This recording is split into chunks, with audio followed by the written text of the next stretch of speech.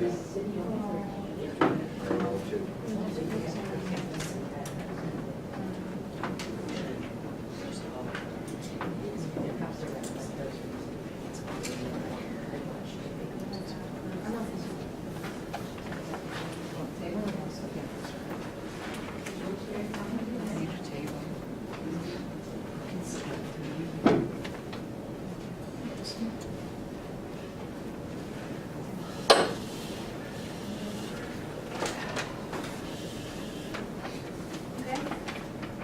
will go ahead and call the meeting to order. I'll start with roll call, and we can go around this way. Yeah, go for it. Brianna LaRose. Jordan Tate. Tony Bowler. Mark Schmidt. Tiz Crowley. John Flood. Ben Lowe. Mike Joseph. Jim Joseph. Jeannie Law. Jackie Lindsay. Sam Boss. Thank you, everyone, for coming tonight. Did we get the members in the back? Yeah, I didn't know if you were doing members or, Pat, Yeah, everybody. Go for it. Michelle Malorano. And Pat Malorano. Oh, hi, Jim Moore. Thank you. So I think we had a couple of housekeeping things that we're gonna push off to the end for us to review and approve minutes. We'll just hold off on that, and I think we should dive right into the AGRC discussion, review the ordinance. We do have 60 days, 2 meetings as a commission to review and provide feedback, but we also want to capture the opinions of the public. So why don't we go ahead and start with that?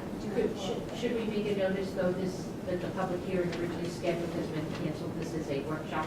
Yes, it was tentatively scheduled, it hadn't been confirmed. So this is a workshop.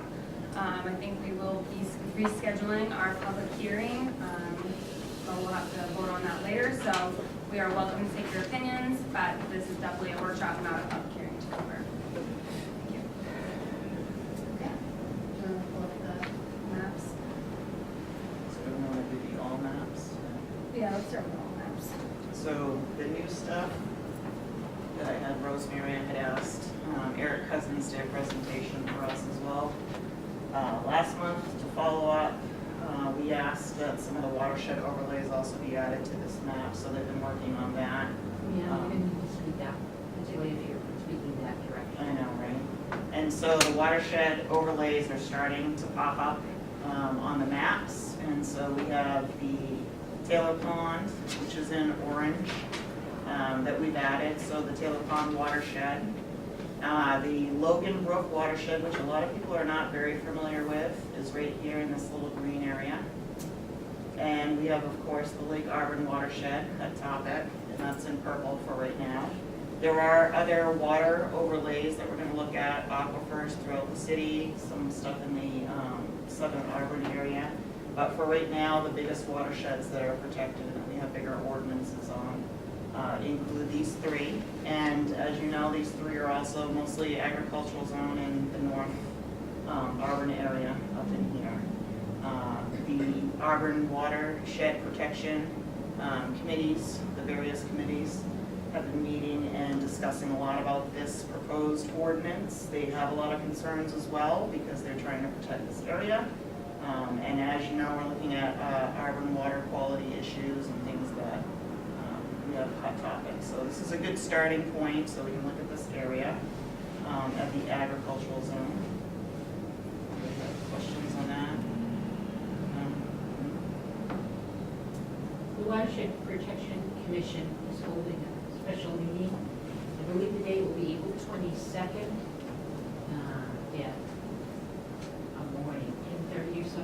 If you watch the site, and as soon as it's announced, the city will get a notice of it. I was at the last meeting, but specifically, it's got 3 things on the agenda this week. Because there's great concerns about what's going to happen in the Auburn Watershed Protection Commission. We can try and get that posted. Yeah. Once we get The that. clerk gets the notice, so, and as soon as I do, I'll let you know. I believe it's Monday, October 22nd at 10:30. I was president of the meeting, but there was so much discussion and time Okay. that So before we divulge and keep moving through maps, we had a couple of things that were brought back. The Bates College study, which did a presentation last month, and then we had one at the Good Food Council too. So we're working on the food part of the Bates College study, as well as the agricultural zone studies. So we were to compile a list of questions to go back to Bates and ask for further questions after their proposal. Part of that was the watershed concerns that I had. I also want to know if Bates could work with Rosemary to continue water overlays. They might not be labeled as watersheds, but including the aquifers and the other swamplands, the small inlets. We're talking about vernal pools a lot right now. I mean, we have a lot of amphibians that are doing their little migrations across the roads, and I want to know where these all fit within the agricultural zone. Those are very significant, important areas, and if we're going to be developing land, we certainly don't want to be doing it where we're going to have runoffs and things on the different ecosystems, especially vernal pools. So that would be one of my questions to go back. Was the Francis, Food Council unfortunately, also reported, because for people No. who are here may not know, the debates program, Yeah. which was presented here last month, has been recorded and is available and how? It's available on the city's YouTube page. They did a great job. Great Falls TV and YouTube, they put them on both, so. We apologize, the meeting was superb, the data was superb, but for whatever reason, we had the lights turned down pretty low, so we can't see a lot of people, so it seems like you can see the PowerPoint presentation and you can hear everybody quite well, surprisingly, but it's a very large group, so I'll just put that out there. Yeah. And Fair, the Good Foods Council, was that recorded? That was not, that was last Wednesday. That is part of the agenda. I didn't want to kind of fill everybody in. They are working very hard. They are also extremely concerned about the agricultural zone ordinance proposals. As you know, they've had several workshops within town. There has been a lot of discussion and meetings about food insecurity and how to support new farmers, as well as older farmers, as well as large farmers. And then the new age type farming, so they're talking about hydroponics and things in the future. And the ordinance seems to favor certain types of farming and agriculture versus others, and so that's where a lot of the concern and discussion is. That meeting was amazing. I wish everybody was there, but that one is not taped. But were there minutes of it that? There are minutes. Shelley will be probably passing that around as well as Julia. And I was hoping to get those out to you guys today, but they still have not been posted. I did bring, while we're on this topic, I can pass some of this around to you guys. This and discuss. Just take one packet and pass it around. So in your packet, what I did is I compiled a couple of things of significance from that meeting, takeaways from me to you guys. This isn't going to make a whole lot of sense right off first, so give me 1 second, but Shelley and Good Food Council actually wrote up a letter typing up their concerns and thoughts for the planning board. Unfortunately, I didn't get to planning board before that last meeting that they just had, but it has been presented to them now, so they will have that moving forward. She and the group, when they met, asked about concerns and they wanted to kind of get their thoughts. So one page is more or less all of them contributing. I did want to include that because I want you to see who these working group members are. You're going to recognize some of them. Some of them are farmers, some are master gardeners.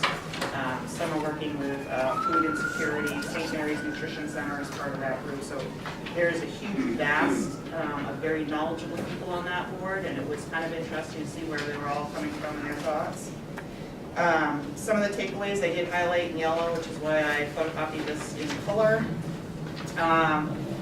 But they believe that the changes need to be modernized to the zone and yet be tied to maintaining growing agricultural natural resource, not simply development of the site for the sake of development, which we keep talking about. They really want to focus on their high level of interest is supporting food and farming in Auburn and, you know, even the area, and looking at Amstrad County. So when we look at economic development, we need to remember their focus also is in protecting farmlands and prime soils. When they had their workshop at the senior center, which sold out, there were 100, we maxed out, the place only holds 100. There's likely to be a second one.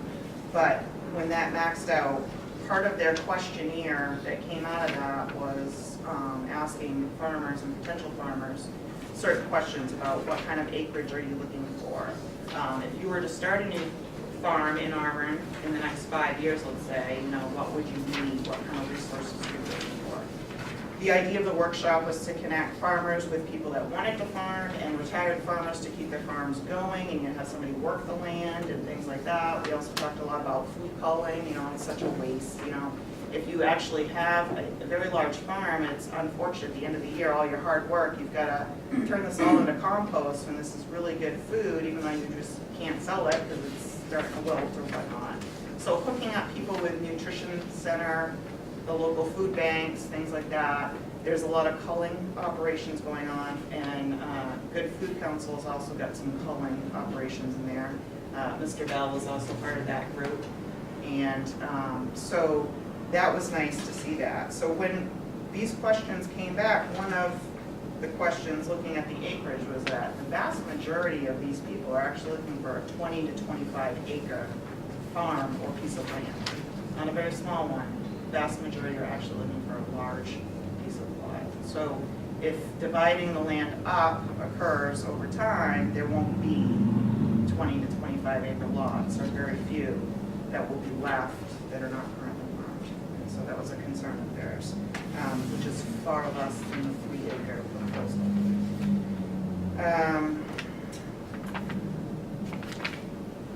They also highly recommended the agricultural advisory board and/or committee and whatever is going to happen with that get put in place to make these decisions and be thoughtfully incorporated amongst current farmers, new farmers, and Auburn residents looking at that, so that it was a big mix. They were hoping that the agricultural advisory board would not be so much advisory as they would actually have some authority. They were really hoping that they'd be part of possibly the planning board, if not conservation commission. The difference would be that if they were part of conservation commission, we have a lot of work groups. We're more advisory, and we absolutely can advise. Most people, will keep moving forward, but all said in the end of the day, if you don't have the authority to make change, then what's the sense of having the board? And so they really want that board more or less pushed under planning board, so that an agricultural group could look at different plots of land, different ordinances, possibly this one, make informed decisions, and then go back to the planning board, and planning board would have trust with them and work together, so that you wouldn't be jumping hoops through 6-7 things.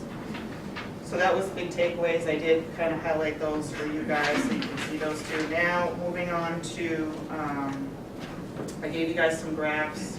This is actually from the Bates College students that did their presentation there. Francis could not make it tonight. He apologized.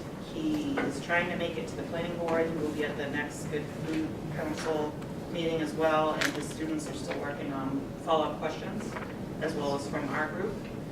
So they started to compile some agricultural data for that work group that they were asked to. They basically went around and they interviewed, I think, like 90 people, we'll say. They worked into different groups. They asked them 20, 30 questions, which were a lot of qualitative data. They worked very, very hard, hundreds and hundreds of hours trying to put the qualitative data into quantitative numbers. And so when they started asking some of these questions about existing farmlands and not, they want to know what kind of policies. Those were the questions. So if you had a question on, I want to start a new composting farm out in South Auburn, what do I need to do that? Are those policies in place? Those policies need to be put in place? Are they actually in place but people don't know about them and whatnot? So the first pie graph was about those questions, whether a policy existed, policy did not exist, and whether it was kind of ambiguous, like maybe it's a little gray gray area, you could probably get away with it. It's not really an ordinance. Eric Cousins was actually a question here, person on here. Some of our other city councilors, I can't remember off the top of my head exactly which ones, without misspeaking, but there was a variety of people involved in these questions. So the figure one Mhm. fully relates to the food council's questions For farming. for farming. Yep. And in looking at, in those interviews and others, defining them, looking at the rules that regulate what they're concerned about, we have 41% that there is no policy addressing. it. Right, so I just want to make sure I understood the question, because it's a great we're result. gonna get the full list of the questions. Unfortunate, Francis is not here, so I can't speak too much to the detail. But he will follow up with us. I just wanted to let you know that this is some of the stuff. If you go to the next page, I know the graphs are all out of order, but these are the section titles that they actually broke them down into the different questions. So like 1.1 is systemic approaches. So any graph you see here, the 1.1s are related to those questions. So, when we talk about existing and non-existing policies in this bracket, resources or the feasibility of putting these policies or programs in place. And what I highlighted a little bit while we were talking was, and there's gonna be follow-up questions, is looking at the ones that are like all or nothing type of thing. Can I pull up the ordinance? Did you have it? Current ordinance or the The proposed? proposed ordinance. And since she's doing that, just so you know, I don't know if you recorded it too, so maybe we can have it. I went to the city website to get a copy of the proposed ordinance tonight, because I didn't have time to find mine. And I didn't get there the same way she did. I went through Ag Zone and on the Ag Zone study group. The current one there is January 10th, when in fact it's February something. So we I know, need to just- fix it I so don't know if that we they can link bring this. the same. I'll mention Turn it. that box over on the right. Tell me one more We time. did. That box all the way on the right, open the new tab, I think it might have just popped up for you on the top right of your access. D9.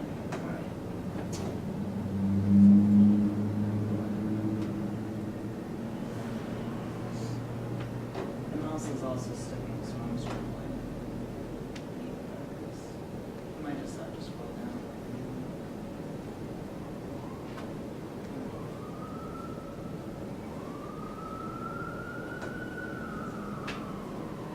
It is not, I know, it's something.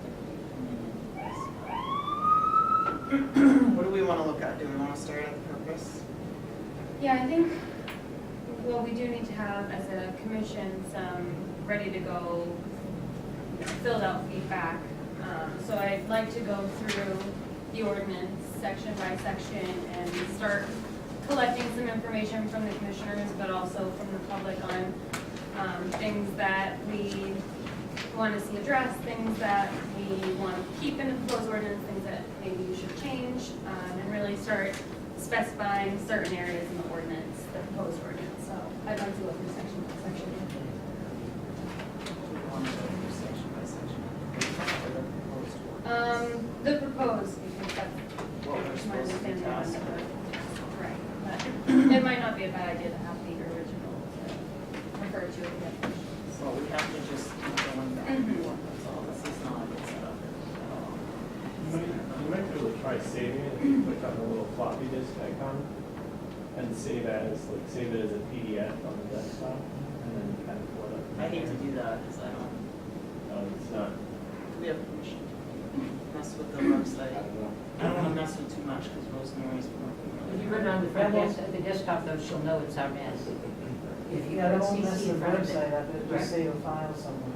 if you titled it, You have to remember where to save. but you put them all Well, on the desktop. Just, No. yeah, just right on the desktop. Yeah, I'm gonna work this mouse. It's awesome. And then Title it, retitle it. everything starting with CC, and they'll know it's all. Change it.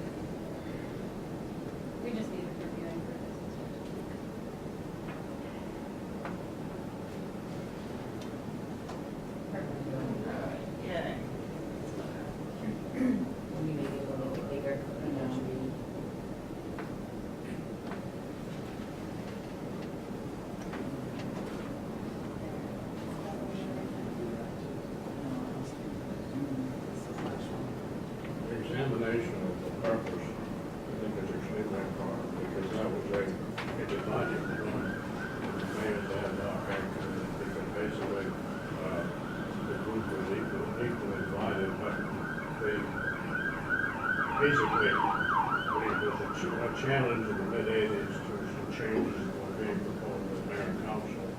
It went to court, and essentially, the result was that the judicial ruling was that basically the content needed to agree with the purpose, the content of the purpose. And the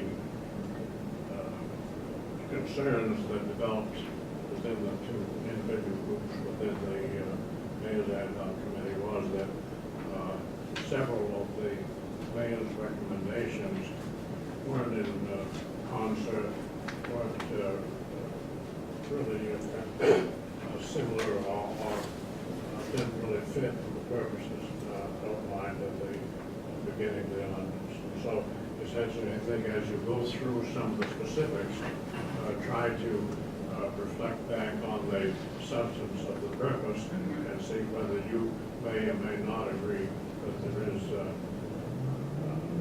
difference or support. I completely agree, because the purpose is the whole ordinance in itself. And so if the changes or the proposed changes don't agree with that purpose, then they're already conflicting. And I think that's what we keep getting dragged back. And the Conservation Commission had submitted 2 letters of concern, basically stating some very similar information, that we felt so much of the purpose was being left out of the actual ordinance itself, particularly in regard to natural resources.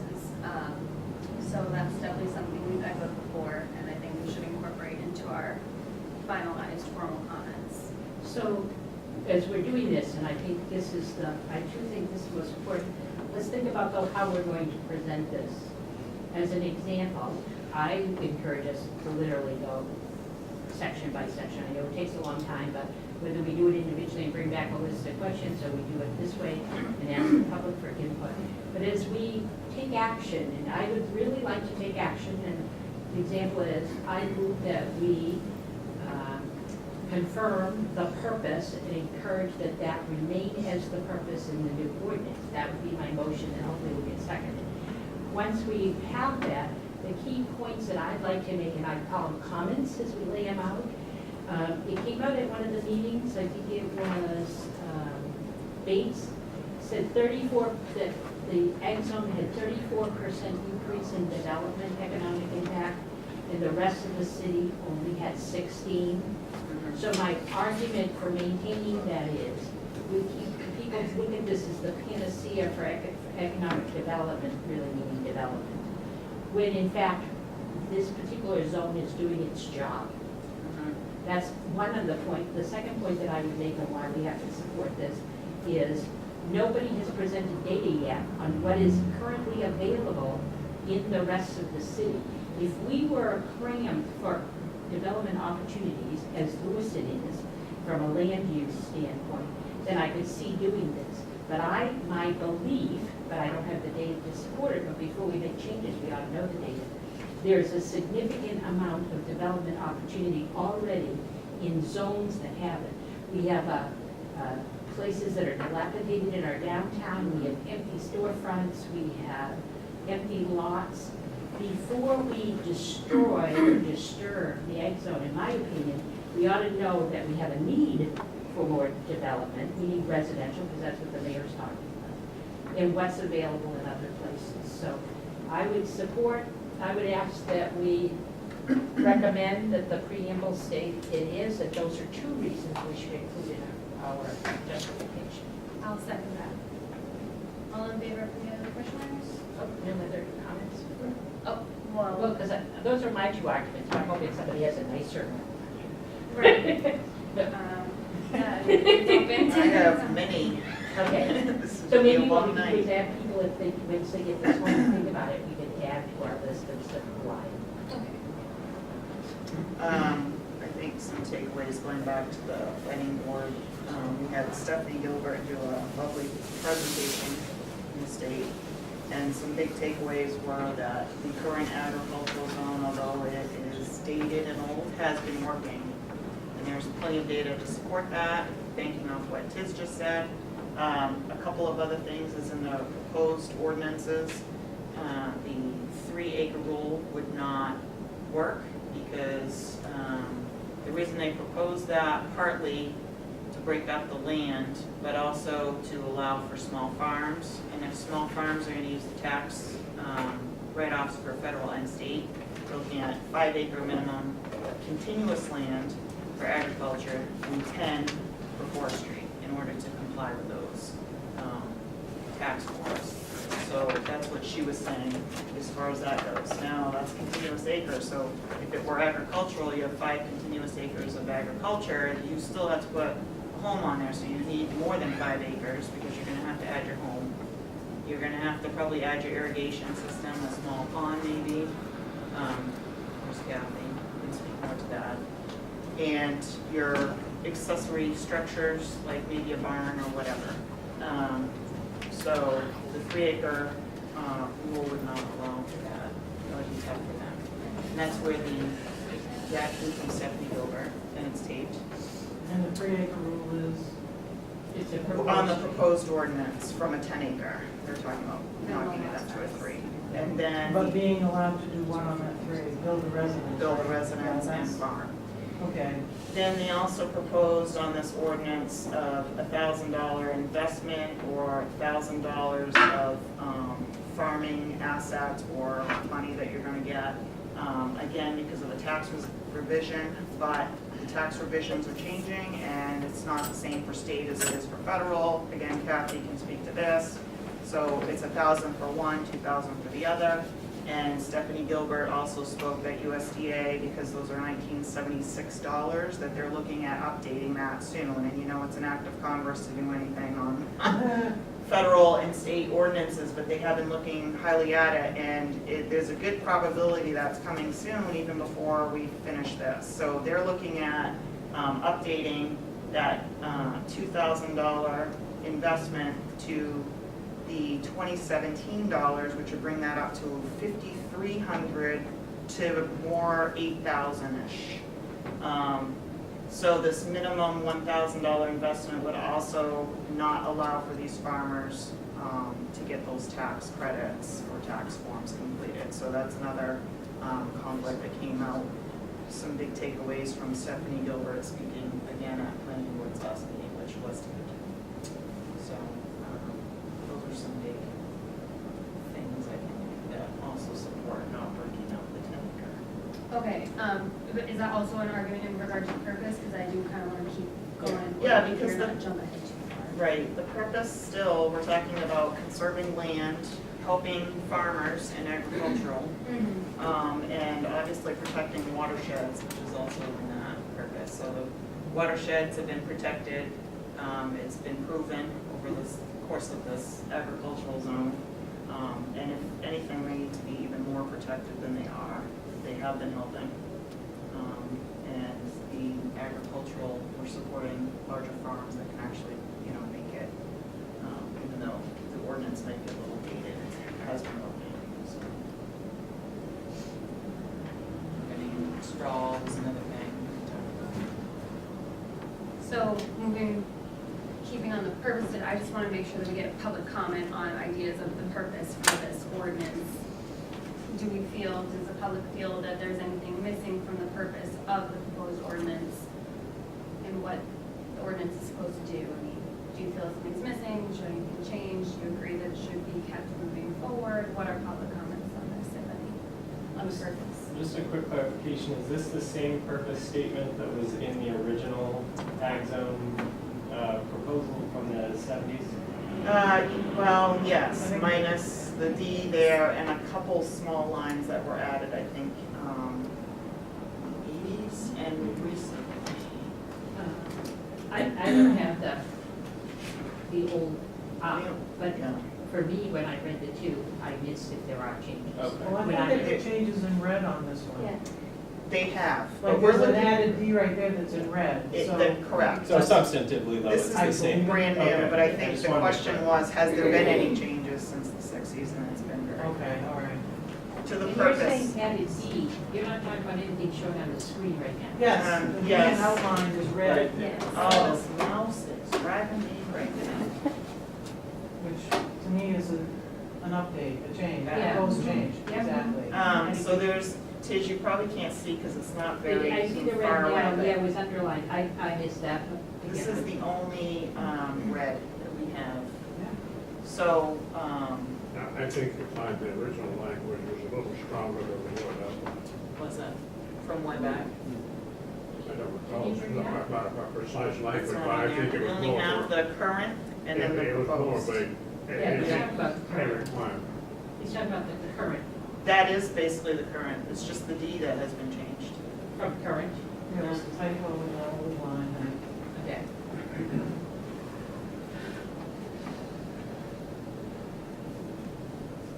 I don't think any changes were made on that purpose, that was all pretty much agreed on.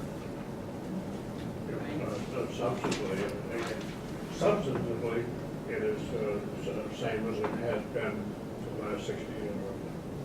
And to our knowledge, going back again, they're all taped, is the current mayor's agricultural committee was to vote on each piece, line by line, and this first section, which is the purpose of the entire ordinance, was the only one that was voted on and agreed upon by the vast majority of that. The rest were not, they were not voted on and they were not in. And the document in its entirety was never voted on by that committee. Any other questions or comments about the proposed ordinance purpose? Okay. Any from the commissioners? Did we want to finish that vote? Okay, so Tiz had motioned, I had seconded, all in favor of maintaining the purpose.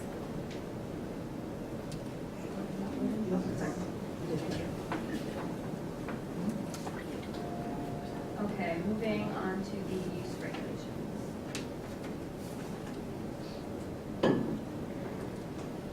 Things that were section here. Yeah, it's very, And this is basically where we see the reduction.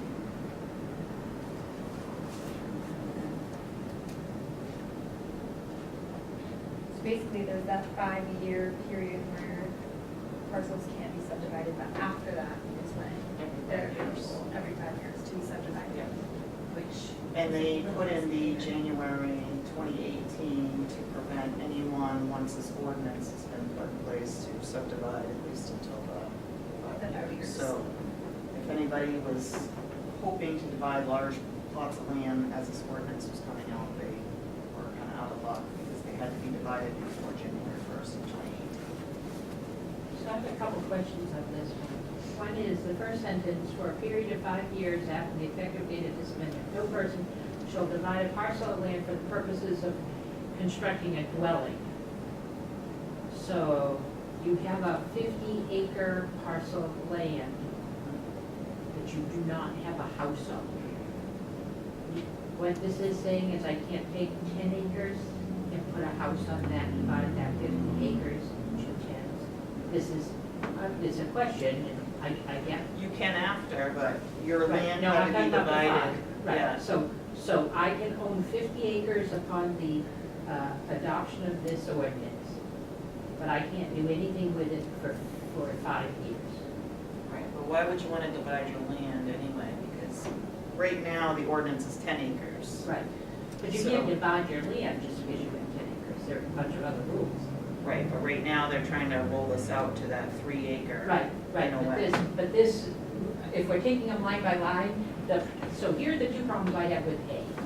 One is, let's be clear, if it is our intention that no division will happen of any kind for 10 years for the purpose of building a house, Yep. which is part of the driving force of this to start with, was to allow people to build houses.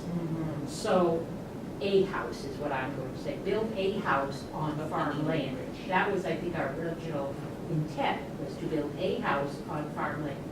So if we do this, again, not right or wrong, but let's be clear what we're saying, is that 5 years from the date of this, there'll be no division of any parcel for the purpose of putting a house on.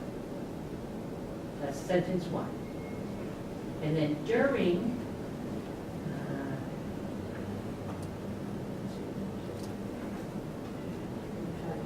the 5 years following, only a single dwelling accessory to farming operations.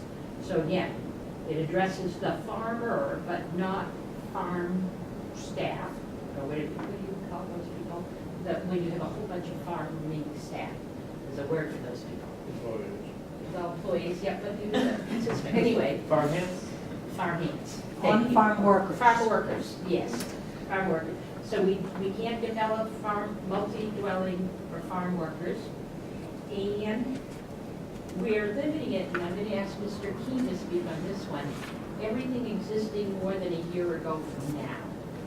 Because I used to support that, and after listening to Mr. Keene at one of our meetings, I no longer support putting a date in that segregates the community from landowners who owned land on January 1st of 2018, the landowners who owned January 1st of 2019, or landowners who owned the land the day before this goes into effect.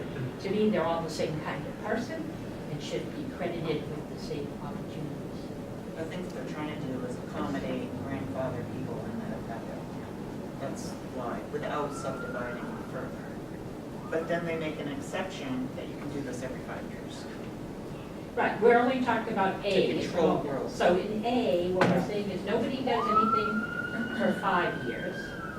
We only can put a single house or a accessory building, and that none of this can happen on any land anyways that wasn't owned prior to January 1st. That's how I'm reading this ordinance. Well, I have trouble with the, for purposes of constructing a dwelling, so that's implying, in my interpretation, that you could divide a parcel for other reasons.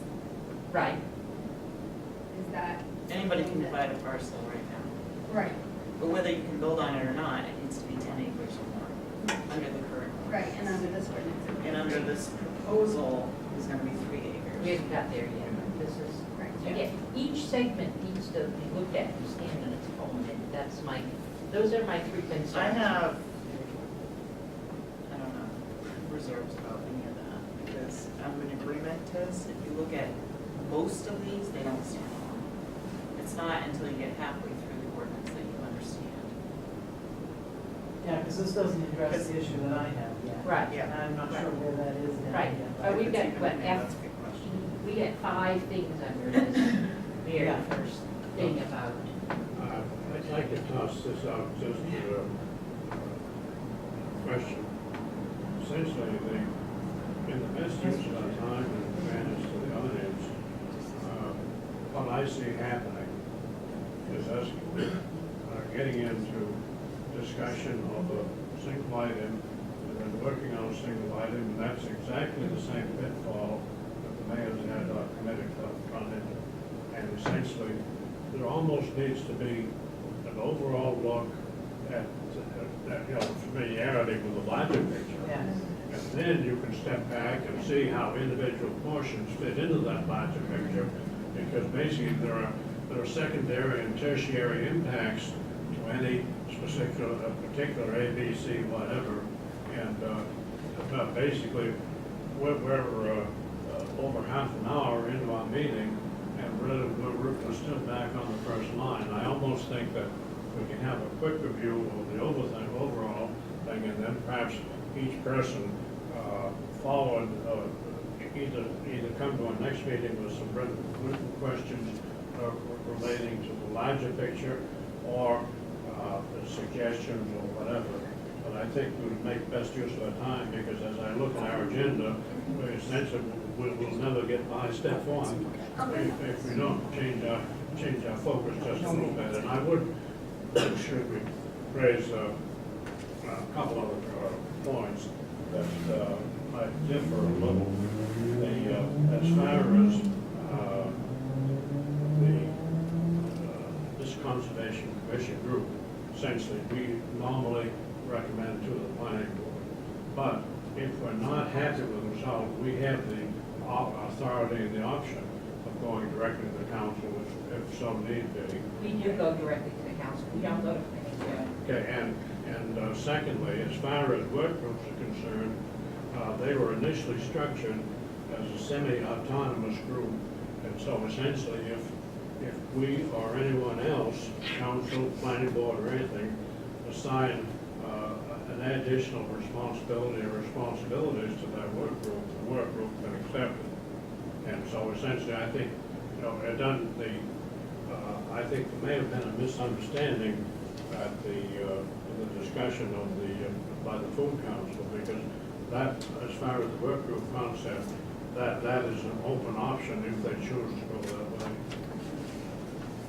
So It's true, we're not gonna get through this whole thing going line by line. I can get on board with going through generally and then addressing specifics if needed.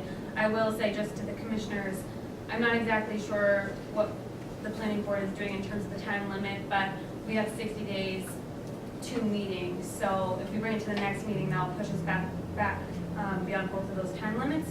So I would say we need to get our official feedback, or I want to get feedback from the commissioners in email form prior to the next meeting, so that we don't miss a deadline. And then We'll just schedule understand by another the meeting. mayor though, right, because We that's. schedule another meeting for us, so we can, I know life is busy. We can. We have the ability to schedule a special meeting, so. Yeah, because I'd like to hear the overview, because I've read the whole thing, but my interpretation may be different from what you guys know. Yep, that's perfectly fine. So the other part of this is because we have them tonight, we make sure that we have their input for whatever their questions Yeah. are. Yes. Yeah, and addressing ours that have come up this week too, I think is really important, as most And of us also, have you read might- I think Kathy just came in a few moments ago, and she's been at the council meeting, and perhaps she can update us on anything that may or may not have been discussed in the council work group. This evening, Yes. the only thing that I was involved in the discussion with was the farmer's market. But was there any other discussion? Not that I know of, no. So then should we open it right up now to overall questions, comments, concerns? I'd be happy to do that. Unless you were gonna cover what the changes actually are in your minds. I know, I know what I read, but I'm not sure I interpreted it correctly. I will say our most resounding feedback has been, in my opinion, correct me if I'm leaving anything out, it's basically going from too restrictive to way too lax. That was echoed in our January meeting. We had a guest from the watershed and soil protection group who said the same thing. It's going way too far on the opposite spectrum. It's also neglecting natural resources discussions, which are, half of the zone. And that it's, yeah, I mean, those are a big two, but you don't think that there are any other really large items that we kind of echoed throughout the past 6 Again, months. going back to that purpose, just to fill you guys in, is what And conservation keeps focusing. We're trying to keep bringing us back where everybody's losing sight of this. So the purpose of the ordinance, again, is to protect the natural resources, open land space, encourage agricultural, forestry, and certain types of recreational uses.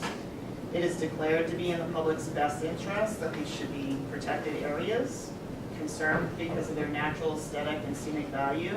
We need to retain and preserve the open space lands, their economic contribution to the city as is, and primarily because these areas are so remote from the existing centers of development within the city, the urban area, that developing them would cause an economic burden on the city and its inhabitants. And so that was the whole purpose of this ordinance, was to control growth, to allow farming on the outskirts, to decrease the municipal resources like, having to pave certain roads and whatnot, sewer, water, things like that, protect that natural resource, and yet try to keep the development centered in the middle where we are right now in the urban area. What Tiz was going back to, we want to know how much of that urban area and residential area is not being used or is vacant. And we've seen numbers of 11% just in the urban residential zone. Yeah, just the downtown alone, that 11% of residents are vacant. So there's plenty of room to develop and continue our population expansion if we stick to this ordinance the way it was written. The problem that we're seeing is, as it's evolved, that urban sprawl, again, going back to our presentations, we confirmed that our urban sprawl from the 70s to today has only separated us from the middle of the city. Our population has actually decreased since the 60s. So instead of Auburn growing bigger and bigger like a Portland metropolitan area where it should have been in the urban area, it's just getting more and more scattered, and we're just diversifying ourselves throughout the city and developing everywhere instead of staying central. So in the 60s, we had a population of, I think, upwards of 24,500, give or take. That was kind of in our max zone. Today, we are dropping and dropping. We're in the 22,000 every year. We keep losing several people. I think last year we actually might have gained about 100 or so. But if you look over the population of the 60s to now, we are losing people. And yet we have urban sprawl and new roads going up all over these conserved area lands. An increase in development overall in Auburn, Yeah. about by 16%, accompanied by a reduction in the HRP already. But that, in all fairness, even though I may not agree with it personally, the so-called urban sprawl that you're referring to, which basically was documented in the base visual, essentially occurred upon the recommendation of the planning board and accepted by the council. So it was fully authorized, but essentially it reflected a change in philosophy and policy on the part of the planning board and the council. And, and actually the base visual just demonstrates clearly what changes have occurred since 1970, and individuals may not agree, but, and I don't agree with some of the specific decisions, but I 100% support the process as being consistent with the zoning ordinance that it was legally in place. Which actually is the perfect illustration of why we have to get this right now, correct now, because whatever they did, we can see the results on a map very clearly of where the growth occurred, There we go. following all those It's guidelines. like an all or nothing here. So I guess what we're talking about is new rural residential. Let me click on that. The ag zone is in the light green currently. This is now rural residential, which has been some of the sprawl. So we've turned some of the agricultural zone, for example, into rural residential, mostly because the developing up and down, trying to keep it centered near current roads so that we didn't have to build new roads that we didn't have to maintain. So rural residential in this area has been sprawled recently, as well as a little bit over here, as well as you can see up and around Lake Auburn in the North Auburn area, and the low density areas in green, which are now sprawling out. This is more of the River Road area, some up in there, and then you can see they're starting to track and follow streets, which, again, if you're going to control growth and keep development near roads, it's more economically beneficial, especially from emergency resources and trying to respond to these places too. But if we just start plopping in developments within areas that don't have roads or backside of properties, another big problem. So that hopefully shows a little bit of some of the sprawl that's been happening already. I still can't do those drive-ins and all of that. I'm sure you up there too. So the reason I'm here Yep. is because of the 3-acre designation where I thought I read that they would allow a residential home to be built on a greater than 3-acre parcel. This rule right now, ordinance, is protecting my well. And the reason it's protecting my well is because I have perpetual deeded rights to a parcel that is on a non-conforming 3.1 acre lot. It sits on the side of a hill, there's springs all over the hill, the Public Works Department can tell you how much they do out there because that road is constantly wet. I don't think it's designated as a watershed, but there's definitely springs all over that road and they run right down behind my house. And if anybody built on that 3-acre parcel, which is up the hill from my well, it has tremendous potential of affecting a tile dug well on the side of the road, which is my fresh water. So I'm really concerned about that. If somebody, now, I happen to know that the people that own that still, how did they get away with divvying it up into a non-conforming lot size anyway, under 5 acres, A? B, I know that these people have done more than this kind of thing. They've since sold off. I own one of the houses that they sold, and another family owns the other house. And when they split up the property, when this couple got divorced, they had moved the barn and they turned it into apartment buildings, which was also non-conforming. These people just did it and got away with it. Now, I've worked with the DEP for 22 years, and I know that, you know, there's a laughing joke out there that says, just do it and pay the fine later kind of thing. So my issue is that, you know, who controls this kind of growth when you have people just selling it without realtors who are not doing the due diligence, and they think that they can come in and just do whatever, and it makes me crazy, because I've been in this house for 35 years and been battling these issues for that long. I have to remind the town to stay clear of my well. The posts that they put up keep getting fallen over, and the little, you know, it's an old dirt road. I mean, I love it down there, I'm not complaining, but you know, the markers for the well get clipped by the plows, and you can't see them at night, and you plow it, you know, when it's snowing and it's dark, and so I'm always on the, you know, on the phone off and on, not every year, but, you know, routinely to say, I hear two. protect my well. Yeah, I hear Well. two things that we've kind of, one is protecting watersheds, overlays, aquifers. But is it considered a watershed? I think it I is, think it's because just, if you've I got- think we need to be clear with That- wells, I'm That's sorry. still, yeah, to my, at least my thoughts, is that includes aquifers that we're tapping into. yeah, because I mean, people that's ignore where it. It's our a wells private go. well, so it's not like it's a public water supply. Right, and so those watershed overlays that we were And looking I'm in at earlier are not South gonna. Auburn, I'm on the Yeah. Royal River Road, and it's a Oh, nasty yeah. road, it's a lovely area. So the people that live near you have a 3-acre lot with, How did that The house. happen? so again, some of our concerns is who's gonna manage the new ordinance? Because we're not managing the Right. current ordinance. Eric Cousins has also, I kind of agreed with some of that, but if you're not paying attention or you don't know, nobody's over there enforcing.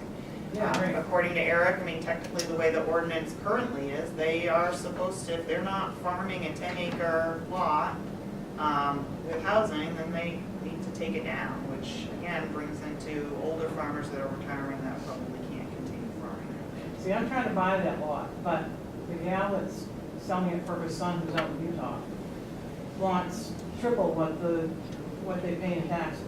It's triple what value is worth that they actually pay taxes on. I think it's taxed at like $3,200. And I offered her 35, she wants 10 grand. She says, well, they can put up a small house up there, you know, those tiny houses. I know that's not allowed in the city of Portland, but these are people who don't pay attention to the ordinances. So I'm fearful of this rule changing, because that just gives them carte blanche. As an Auburn citizen, I would encourage you to constantly advocate for yourself in your own area of Auburn. And, you know, stay That's on me, top of that's that, come down to the city. I'm I was gonna say, she's the real river. Yeah. I'm in. Well, I Yeah, think have something two that came neighbors, out of but- this discussion over the past 6 months that was of notable importance to me was potentially having an agricultural commission or an agricultural resource protection commission. It's just been a suggestion by some groups to review on a case-by-case Right. basis for these non-conforming lots and go through a process that way, so that you're not, like you're saying, if there's no clear enforceable process or enforceable body for the ordinance proposed, and that's something that we're really concerned about, is this kind of happening. So that's one thing that's been tossed around by a couple of different groups, having a designated commission to review these things on case by case.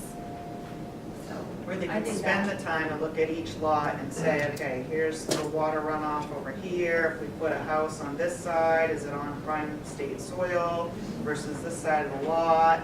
You know, where's the road frontage? Where are you gonna dig your well? Is there even sewer or water hookup? And that would be this group, this body, this agricultural board that can look at that, look at all these maps. Especially in Look at a context case by of the case. agricultural This, resources. because this family, we had run-ins with the DEP, we found them wherever they moved to, they were doing stuff that the laws, the statutes absolutely said no way, and they do it anyway, and then they get a wrist slap and a fine, and I can't afford that with a drinking water Right, well. right. I think that you brought forward something that we haven't heard though, that needs attention, because we're so focused on the proposed, what is happening now. So, I know we're only hearing one side of the story. Yeah. I know that. I know the city has limited resources, but this, if one half of what she said is currently happening, the city needs to address it. We have it in ordinance have teeth. Yes, it costs the city money to do compliance, but if you don't, then run amok and slap your hands and, I mean, I know we do that for other things. I know that's the city's position because of resources, but in this case, we're talking different. Yeah, so I'd like to see that piece grandfathered so that it can't be mucked with. But you currently have a problem is what Tiz is saying. So we currently have issues that we're not addressing. What's gonna happen when we And change then the this ordinance? is further Resource issue, it's not Yeah, a lot yeah, size, it's Right. a resource. And in the, right now, if I lived in that, I would advocate constantly. I would come down to the city, I would make Eric Cousins know exactly what lot you live on, I've what met lot you're Eric talking several about. times because of the road issues. Yeah, and and keep on, yeah. I mean, I don't want to be a complainer, because I'm not. I just want to. I just want to add to what she's saying. Jean, right? Yes. Okay, so Fred goes down there and fixes your thing for you every, Well, it's been however often. twice. Yeah, It's been twice. Yeah, we've 2 had years water and 30, issues. 2 times in 35 years. yeah. So it is happening. She lives right around the corner from me, and my friend Fred, he's talked about it. He's told me about Yeah, fixing it for you have the Yeah. horses? Yeah. Okay. So I just wanted to say, you know, what she's saying Oh, is I legit. believed her. But then, no, I know you did, but I'm just adding that extra piece. So 2 things that she said that brought up a couple of things for me. My place on Trapp Road was built in 1972. The place just next to it, which is condemned at the moment, which is where the chicken barns were, which is just below the slaughterhouse, was built in 1970. Those were both built illegally, however you want to say it. Like she keeps saying, how they keep doing it. They keep doing it, okay? They were both built illegally. Marcia Salt was the guy who got it done because he was on the planning board at the time, as I understand it. Perhaps that's wrong, but that's what I've been told. And, okay, so there's that piece. The second piece, you were talking about the water and the wells and whatnot. The Bouffard and McFarland development above my mother's house, okay, the one on the corner of Woodbury Hill Road and Danville Corner Road, how many lots can they do in there? I don't know. It's over 30. It's over 30 lots, okay? They've built roads in there to maximize the number of lots that they can cram in there. And as a Right. result, one thing as a result of what they've done is that there are 3 houses, I believe, least on the 3 old houses. Danville Road that have been there for years and years and years. Below that had- hill, Yeah, yeah, they've done all below the hill.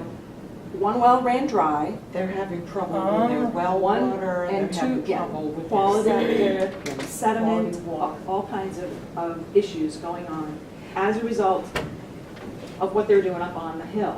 The other piece is there's a house on Old Danville Road that is right at the base of that very steep part of the hill that they raked of everything. And They clear cut. and they clear cut it, and that is, the erosion coming down to that house is considerable, and as a result, they, I guess before McFarland were required to put in, plunk in a bunch of little 6-foot pine trees along there, which aren't gonna stop anything in the grand scheme. Let's kill a bunch more trees by putting them in there and letting them die, because we're just gonna get run over by the erosion that's coming down that hill. So, Well, and when they pave, those are oil products that also can get into the wells. yeah, I mean, but, Are those wells dug like the new standards, or they're the old type superficial? I honestly have don't no know. idea. All we Because in the know is old the days, they didn't dig resulting, them very deep. the And resulting Poland- issues Yeah, on those Poland lower had- pumps. we had droughts there the last couple of years. You must have seen that in the paper. Anybody that knows anybody that lived in Poland. But Poland got hit hard because most of Poland is so old, their wells were very superficial. And a lot of people have had to be forced to invest in digging their well deeper, and since they've done that, they haven't had any. But these are mine's a spring-fed That's dug a well. a heavily spring-fed area. I mean, Fred has that huge pond. Yeah, and that's going year-round. Huge. Yeah, yeah. Year-round, that thing flows. So then before He's you right know across it, the we have street to from me. add sewer and water out to that Yep. area because Hey, that was the one of my wells are questions, gonna be like, dry, hey, and you gotta so put we gutters keep in. encouraging more development. My well is right next to the road. Yeah. Road, well. They pushed back because they were doing ditching for reasons, because there's tons of runoff over there all the time, and it helps them maintain the roads. I don't have a problem with that. But they keep pushing it back a little bit. Now those trees are bent right over and broken right over my well. Now if I go in there to test, I gotta like Yeah. machete my way through there.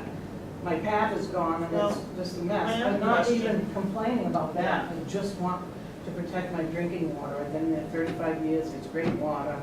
So again, this echoing concern is that the ordinance as is isn't being enforced. How do we expect to enforce an even more lax ordinance? Yeah. Kathy, did you have something to add on that? So my opinion of this whole process is that it's been a valuable community learning tool. We've all learned a lot from this, from lots of different people, and folks have weighed in. The laws proposed is seriously, seriously flawed. And I would rather have no action than any action at this moment in time until we completely understand all of the ramifications. Now, the other thing about this new law, this new ordinance that they're talking about, is if there's not enough frontage on that lot, it can't be built on.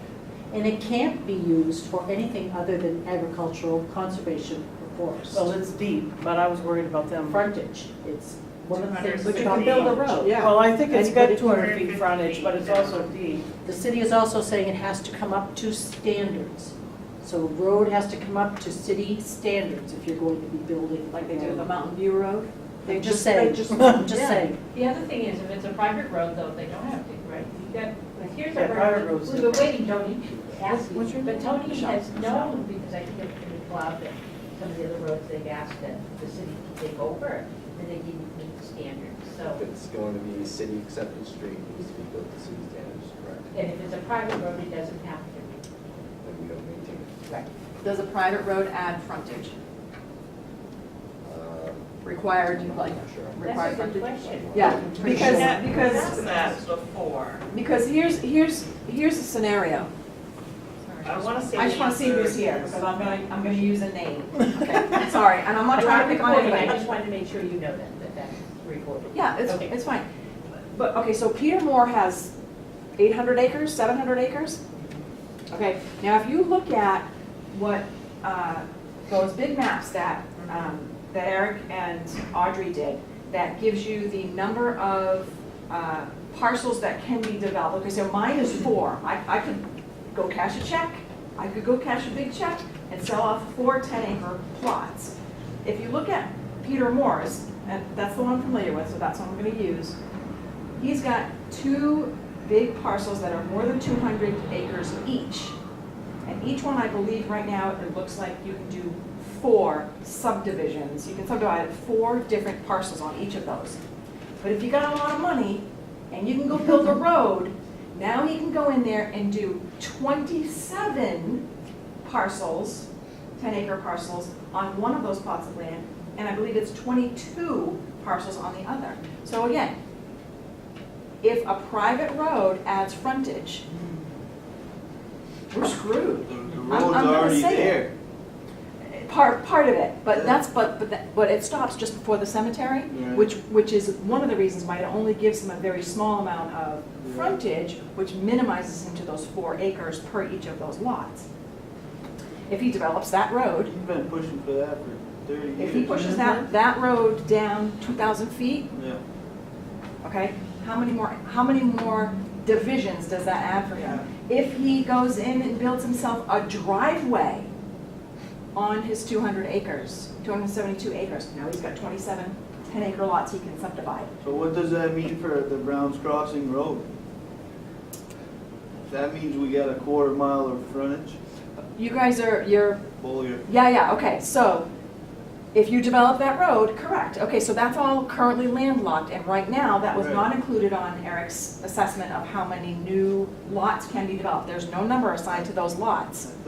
However, if you decide you want to spend 100 grand, whatever it's going to cost to More develop than that road as a private road, or as a city, Then you have road or as a frontage. city-maintained road, however you want to do it, now you bought yourself frontage, now you've bought yourself how many more lots can you Right, subdivide? so he's on both sides of that. He's on both sides of it. And there are numerous, I didn't have a chance to do it, I got a big printout, like they had the other day hanging up on the wall, and I wanted to do exactly that. I wanted to go in and draw roads, privately, whatever, roads, to see how many loops, how many roads can I build going into some of these properties, to see how many more. Eric and Audrey came up with 540 potential 10-acre parcels, is that correct?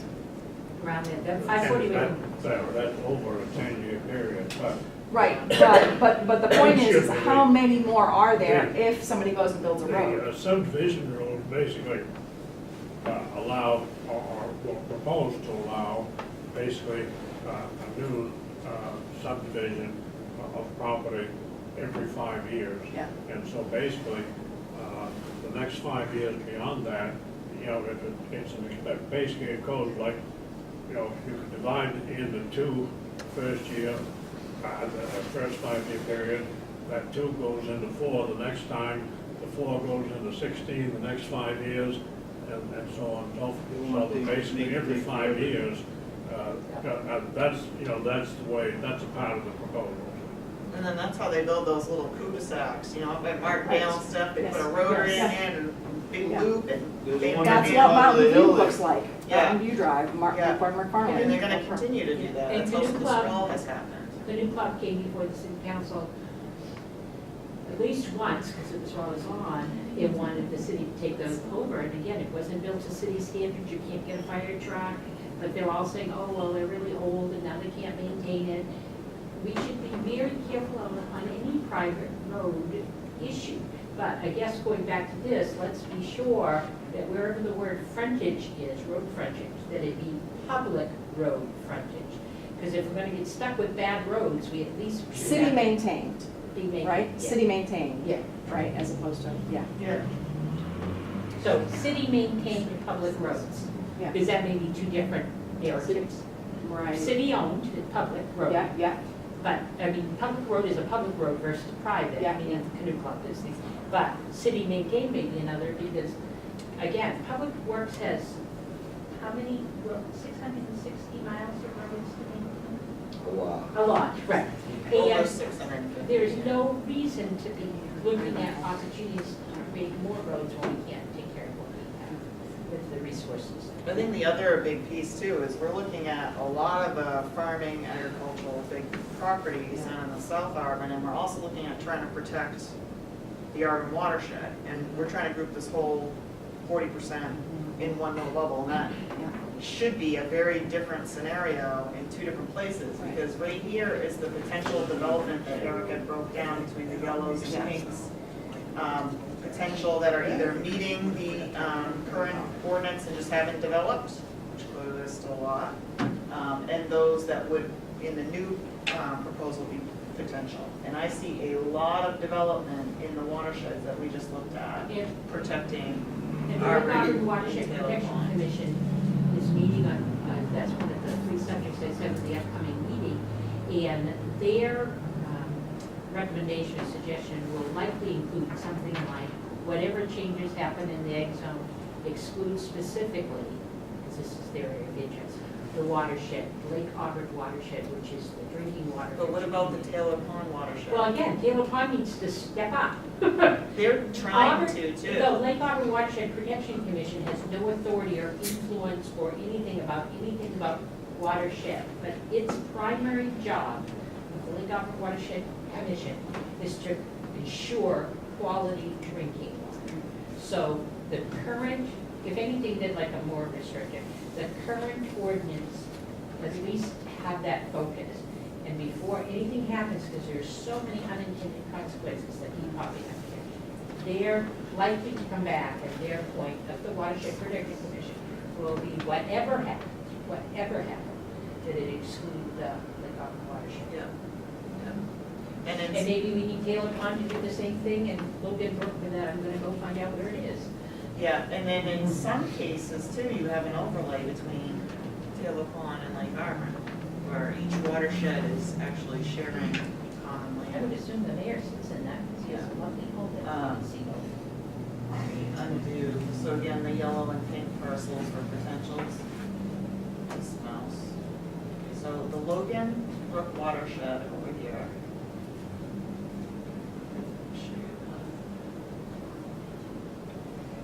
So, you know, we have Center Street going up this way. Route Does 4. Auburn Brook go into that, Is what? the Auburn Brook? I believe so. Okay. Bob and Hell Brook, is the But- outlet of what they call it. Yeah, and then we have Mount Auburn Ave, you Yeah. know, up by That's the in- mall and all that stuff. So this is Yeah. giant. I don't know if I can blow it up. There we go. Got a couple more. We did some more streets. I don't know. Sometimes when you blow it up, you lose everything. But now you can see all the development all around. Is there some water issue in my lower apartment? No. So they've tried to protect that area because there is a lot of, there's the brook right there. I just want to make sure that Could we get I'm to catching the- everything. So the two major things that I've heard so far from in feedback is, you know, we need some kind of enforceability of this ordinance and also a definition of what the road frontage is. Is it, you know, should we recommend I that? think we should recommend public and city maintained, so that gives the city some options in the future. Sounds like she's very happy with the services she gets from the city on the dirt road. You know, I expect it to be rough because it's rough. You know, I don't get my mail Maybe I all should the say, time. Because, Yeah, no, I'm okay. I think they do a hell of a job for, in fact, some days my road's better than everybody else's because it's dirt.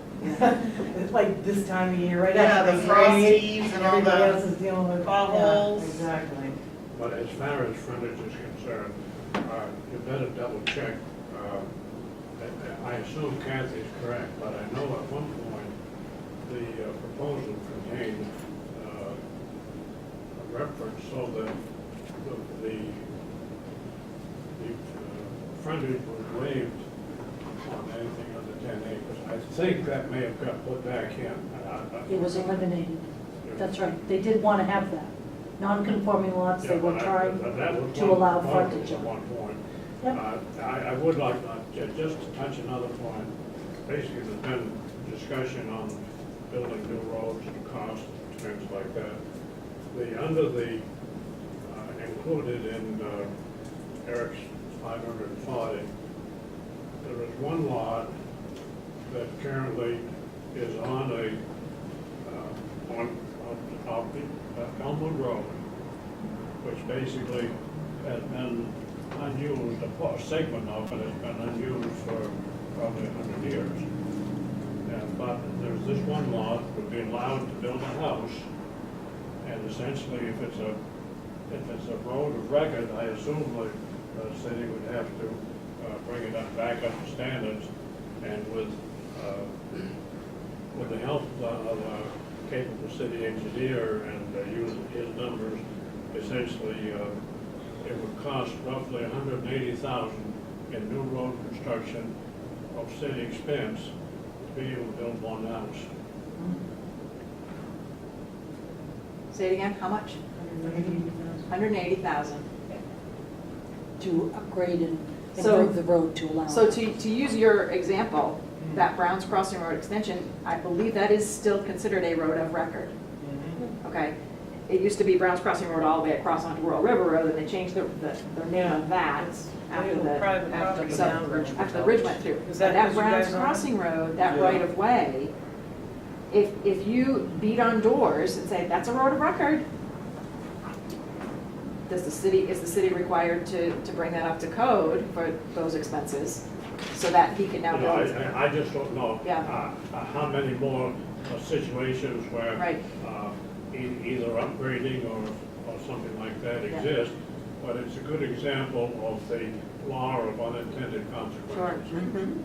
If there is such a rule, which I gathered from Kathy it came out, you live on one of those roads, because to me, the North River Road Yeah. has got to be in the top 5 worst roads, and that's got agricultural property all over Yeah, it. you can raise that number if you like. Oh, again. I think it's probably higher, but, we don't like ranking rights, so top 10 is good enough. But isn't that been a road that's been a challenge for the city? I'd say it's in the top 1. Oh, good. It's the worst. It is the worst Yeah, road? we're fixing the first portion. Right, but it's expensive and. But not that end. Again, for traffic, right? I remember these conversations from several years ago. And that's It does a good job of slowing down traffic. swallowing it up. That road, though, really falls into that same category as sort of the Browns Crossing Road, because it goes up and around, and there are several sort of landlocked properties up there. I can't remember if they had numbers attributed to them. They did. They did, okay, so they're counting that frontage then. Okay. So, it sounds like to me, just my opinion, that that's another situation where a case-by-case evaluation would be valuable, because with the costs, outweigh the benefit in developing that one home for improving the entire roadway. And I think one of the things that we had talked about in the Conservation Commission in prior conversations is how many people are really coming forward already and wanting these appeal type situations. Are we, creating a situation where there's no demand? Or like if, we did have a case by case, would whatever board we create be overwhelmed with requests, or are there really not that many requests existing right now where that would be a feasible solution? So I don't know how to get that kind of data, but that's one thing that we had talked about before. That's why I was asking, in a couple of different meetings I've asked, is there a way that we can quantify how many existing ag zone property owners who Want to are build not them. currently living on that property but are farming that property, how many of them are actually wanting to build their home on that property? So let's put them at the top of the list. Let's make them the priority, find out who they are, if they're there, how many are there? Are there 10, are there 20, are there 50? So, let's start there, Right. you I know? think that, to add to your point, we must have a number of how many non-conforming lots there are already, and, and how many of those have public road frontage. I mean, you're essentially building their criteria, and I think that, you take that into consideration. And I actually own a non-conforming lot that has plenty of road frontage, and a story just like yours. Also, when we lived in Soper's Mill Road, we lived in a big farmhouse and lots of land, but the house next to us was able, in the 70s, able to build on 3 acres, and we're like, what? How does this happen? And nobody has an answer that I can find. And so, we're all like scratching our heads, but then on occasion in these areas, it might be good to have, and I'm just playing devil's advocate here also in the name of diversity, to have in areas that aren't necessarily protected or resource driven, that you have a pocket that maybe somebody who lives there or works at a farm can have a residence in an area, or, there's an outside voice that these, you're not creating these vacuums either out in places like this too. I think having a little bit of diversity might not be a bad thing. And all of these reasons that we've been talking about speak 100% directly to the recommendation from the original ad hoc committee, not the mayor's group, Right. the ad hoc committee to develop a permanent agricultural commission, advisory board, whatever you want to call it. Because that's going to be our oversight, it's not going to be the planning board, it's not going to be, random meetings discussing this over and over and over again. It's going to be that permanent commission, whether that's under you guys as a conservation commission or under the planning board, like you said. Those are 2 good possibilities. I'd love to see it have some authority, like you mentioned. That group desperately needs to be put into place, and I gotta just say, I'm so incredibly and outrageously angry that recommendation has been swept so far under the rug that we can't even see it anymore. I understand we're talking about it, but it has been it's just been used as a welcome mat by that second group. It's never been really discussed. We had originally proposed establishing a work group, this was back in September, and that's when we were approached to have a member of the Conservation Commission on this Yeah. MAG-ARP group.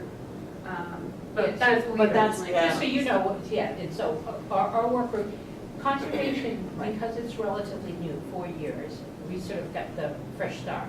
So we don't create a subcommittee or that until we see a need. And she's absolutely right. So back in September, when this was just beginning and hadn't moved anywhere, we suggested if there was a champion, form an agricultural work group. Yeah. That group then could define, what would you do? What are some of the goals and objectives? We've done this with trails, we've done it with parks, we've done it with, we're doing it with cemetery. That could then move forward with the people come forward and say, yeah, we have this work group, here are our objectives, The individual. here are a couple of projects. They do the work, we can either immediately say, okay, you're a standing subcommittee like forestry is and parks has been, or we can say, we're gonna give you another 3 months, another 3 months. But that would move forward, then by the time something, an ordinance had come up, you could pull it out from under us Yeah. and give it its Yes. own authority if Okay. there's a need. Right now, if you look at the narratives, they still fall under the broader scope of conservation. I don't see where anybody tries to put it under planning. This planning board is only about land use. I think they were just, somebody mentioned, somebody mentioned it, so that if it came under the planning board, it would have some of the authority pieces as opposed to just an But only, advisory. but only, and the other thing is, if it stood as a standalone commission, Yeah. which had enthusiastic response, we were just trying to grow the baby to an adult, is the city council can give that board or commission any authority it wants. Yeah. So if it wanted the power and authority Doesn't. that the planning board does, the city council could do that along with the resources that go along with that. I would rule it out, and I thank you for, because I was thinking, okay, so when I come back and after July 1st, if they haven't taken action, I think we should go back to Yeah, our I mean, that, September proposal. I feel that commission, or whatever we want to call it, should have been put into place before the mayor's action group Yeah. was ever developed. Yeah. There was no need for that group to start. Yeah. It should have been like the #1 recommendation that came out of the ad hoc committee. It should have been jumped upon and developed immediately before anything else even, That's the one Went any constant further. that's been going on for the last couple of years. it's infuriating to And me it's that still- that yeah. hasn't happened. It's just been swept under the rug, and, you know, we make recommendations all over the place. They're in the talks right now about creating that, but I haven't heard anything else. Have you, Kathy? Budget season. Yeah, Yeah, nothing's been I know, nothing is getting done, so, here we are kind of in limbo again. And I've asked several times about how someone applies or requests to be considered to be on that group, and it's, you know, it's rather, Blase, I know, because they it's haven't rather a gray developed it. area right now, and if it's handpicked and backloaded, Yeah. Which group, I've heard this, and I've heard it more than once, and my confusion is, what groups are they talking about? So, the commission, the ad hoc committee that formed the original, that had Crossroads with it, I think that's. correct, yeah? That was a city council established and selected in that manner. The current ag zones, the one with the 60-day rules in it, was appointed by the mayor. Right. The mayor has full authority to appoint anything, anyone he wants. Yeah. Resources are a question that often comes up, and if the city council doesn't grant resources, he still has that authority, as does the city council. Why the city council didn't take action, I can't speak for, but they're not the same type of committee, they don't have the same authority, and they don't have the same resources available to them. But it is the full authority of the mayor to establish whatever he wants. Right, well, he's made that very clear. But that doesn't mean the city council has to listen or fund or staff resources be used. Did you folks have anything that you Yeah. wanted to add? We live in the watershed, and I think you answered our question. Okay. We have So- a LawPac looking after us. All right, well, but you know what? Letters to your city council members would be very helpful. I'm sure, I speak as another resident, not as a commissioner on either of these. And again, feel free to start spending some I have time on spent there, some give time us on some there, yes, feedback yeah. and, you know, the planning board meetings and ours are paid, so. Yeah, let's Thank you. keep an eye on it. Thank you for letting us sit in on Before you this. leave, I think at one point, you know, we've been talking about an advisory group or that sort of thing. But we've got to come back and recognize that there has to be the authority granted, and there has to be the support and courage to support them. Right now, basically, they're looking at this ag group as enforcement as one of the responsibilities. Now, that's because the council or planning board or whatever hasn't been willing to support Eric. And basically, the council or whoever, or planning board or whatever, hasn't wanted the responsibility of enforcement.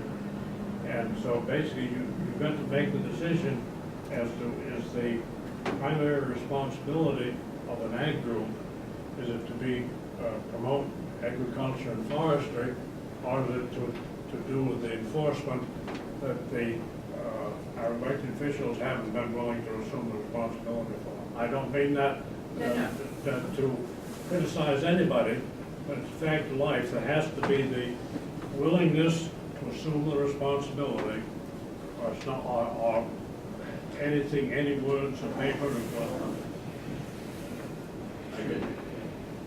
We have a division in the city called Code Enforcement. We need one for the egg zone. And to your point, Mr. Keene, I believe, to your point that you were just making, I don't see those goals as mutually exclusive. You know, you can promote agriculture by promoting the enforcement and making sure that you actually protect those ordinances. And I think that's a big part of what hasn't been happening. And so you do see the integrity of the entire ag zone be threatened by that. Yeah. And it's been since the 70s, because the same stuff's gone on in my area. She doesn't live far from Maine, and she's right up the road. I have a suggestion of other places besides writing and being in contact with your city councilor, and that's repetitive contact. If you have a neighborhood association group, I know Kathy's shop has an informal on Wednesday nights on occasion. I go to the West Auburn church that the Josephs belong to. We have it's technically a neighborhood watch, but that's a good place to gather people. You can take your own neighborhood. I just discovered something called Next Door online. And it turns out that I have it right Coburn Street, which is that neighborhood I supposedly live in, but I see cross-pollination from others. Conversation, letters, emails, repetitive behavior is really necessary. You're right across the road. And even copying the Conservation Commission Yes. on any correspondence, can't it's live- I a can't way that live we there. can file additionally and make No, sure it's in our I did. archives. Right. And our email's easy because it's auburn.me.conservation@gmail.com. If you contact the city clerk, she should be able to give that to you. But yeah, auburn.me.conservation@gmail.com. And I think too, if you go to our website and you go to committees and you bring ours up at the bottom, it will say contact us. Just click on that. I want to make sure everybody here has chatted Yeah. first, but then I want to get back to some basics. Does anybody else have any The comments? quiet gentlemen? Well, I just wanted to say quickly, like, you know, we were sort of going to the general overview, but even just looking, and to the point that I think a commission is really the best way to review this on a case-by-case basis, just in that first point, if you can scroll down in the amended language, you know, there's a piece that talks about a dwelling that's an accessory to farming operations. Right. What is accessory to farming? Like, how do we define that? Who That gets to would define be that? farm help designation. Where is the definitions in this? Yeah, it is Is it- defined. I think it's No, also, it was from, animal pens, This Yeah. smells. if you have a need of a workshop, those kinds of things. Just not a No, I think I'll ask when the batteries are done. But, yeah, I mean, the thing that struck me is that just accessory to farming seems very ambiguous, and I just want to make sure that there are a lot of places in here that struck me as being very open to interpretation by whoever, the powers that be happen to be at that moment. And that would make me very concerned that someone gets on the planning board and says, I want to build that structure, And Kathy, I don't know where it is, but if it isn't, Well- I guess that's what we have to say, is we need to make sure there's a definition. There is a definition section, I don't know why it's. Right. It's a, I it's a don't think it- completely different part of the ordinance. Right. Oh, is that? Yeah. Because I'm like, this is 60 It's like an appendix, I think. 146. But every definition should also, even if it's Yeah, they're redundant, defined. be listed on, because in the conversations, and again, depending on who you're talking about, Why do we have that? building a shed to put your tractor-like oversized lawnmower is what I would call it. It's- Right. right? Yeah. Especially if they lowered the price to $1,000 a year for farming. Yeah. I support the 5,000 and then put a CPI indexing on it at a minimum for future, so we don't get this way. I think a good example of the point you're making is if you look at the definition of farmer, that's one of the reasons that basically they've expanded that merely by changing the definition of what is a farmer. And so, basically, with the definition that's being proposed, really anybody can qualify. Yeah. And so there again, clarity of definition is extremely important, and you have to look at each of those individual steps and see how it affects the larger picture, so you can really zone in on what you might be comfortable with. So any other ambiguous wording that doesn't have a clear definition or isn't under the word definition, I think we should be looking at and making a recommendation for action. Stephanie Gilbert also had a whole list during the planning board Yeah. about state definitions for these Yeah. various components. The two So again, best hopefully that slideshow gets put up on that No, website. just a little more background on that. That definition was proposed by an individual which basically took it directly from WikiLeaks. And if you read down through, it includes wind farm, holly farm. Right. And so basically, that gives you a little idea of the tenor of the recommendation being made. And then the more conforming and the more specific we get, the more we end up in trouble, because then if we continue to put all this red if, ands, or buts, now we're missing and neglecting the fact that we're either honing out on certain types of agricultural farming or favoring others. So that was another takeaway that I got from Stephanie's presentation there, that we have to be careful about that, because the whole idea was trying to promote more agriculture. So we're trying to promote more agriculture, we're trying to protect land, and we're trying to minimize development, and yet it seems like it's the complete opposite. Are there any ordinances that are addressing marijuana growing? That is gonna be a separate thing, and that actually was in the other room Already talked I about. wonder Yeah. if it was, tonight, and there's a whole work group, new ordinance. The first reading was already done last meeting, and I think tonight, right? Tonight was a workshop presenting the proposed regulation aspect to the city council. yeah. So those will be different, because obviously we have some Sure. coming up in the industrial zone and things like that. But again, to reiterate, there is no reason why people cannot farm outside of the agricultural zone either. Right. The gentlemen that are being quiet over here, because they made sure they've had an opportunity to share what they've come for. Well, I think we all came for something other than what we sat down for. You changed the scope of the plan when we got here. What was your scope of plan? What Well, I were was your concerned concerns? to see if the zoning got changed and you go from paying $2,000 a year to $20,000 a month. Certainly could. Yeah. Well, and that's concerning to me when I came to build a house there, and we work our land like any, most farmers would. Maybe not growing your product, but the trees are all growing, so. Yeah. So you're part of the forest side of the egg zone. Well, yeah, but I'd like to, put blueberry bushes. I don't wanna just stick the wood and not make it still forest system that thrives with other vegetables and things. I could live off the land pretty well, but I can't do it right now. So I was kind of wondering what was gonna happen with all this and how much it's gonna cost. So part of the ramifications of this, Yeah. excuse me for speaking out of turn, is that okay? No, yeah, that's fine. So our land in the ag zone, forest, farm, and protection zone, conservation zone, has been protected since the early 60s by severe zoning limitations, which makes that land value at a state level very low. Right. If we encourage this ordinance as it's written, every bit, in my understanding, that has ample enough road frontage will be taxed at house lot value. That's the answer. I Rural think. resident, that's exactly So- that's it.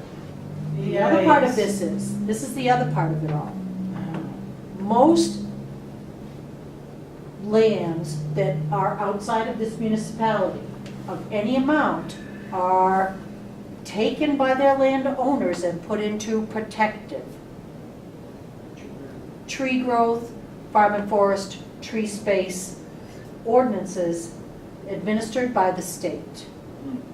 Right now, there's a very small amount of that land in our ag zone that is protected in that manner. Mine is.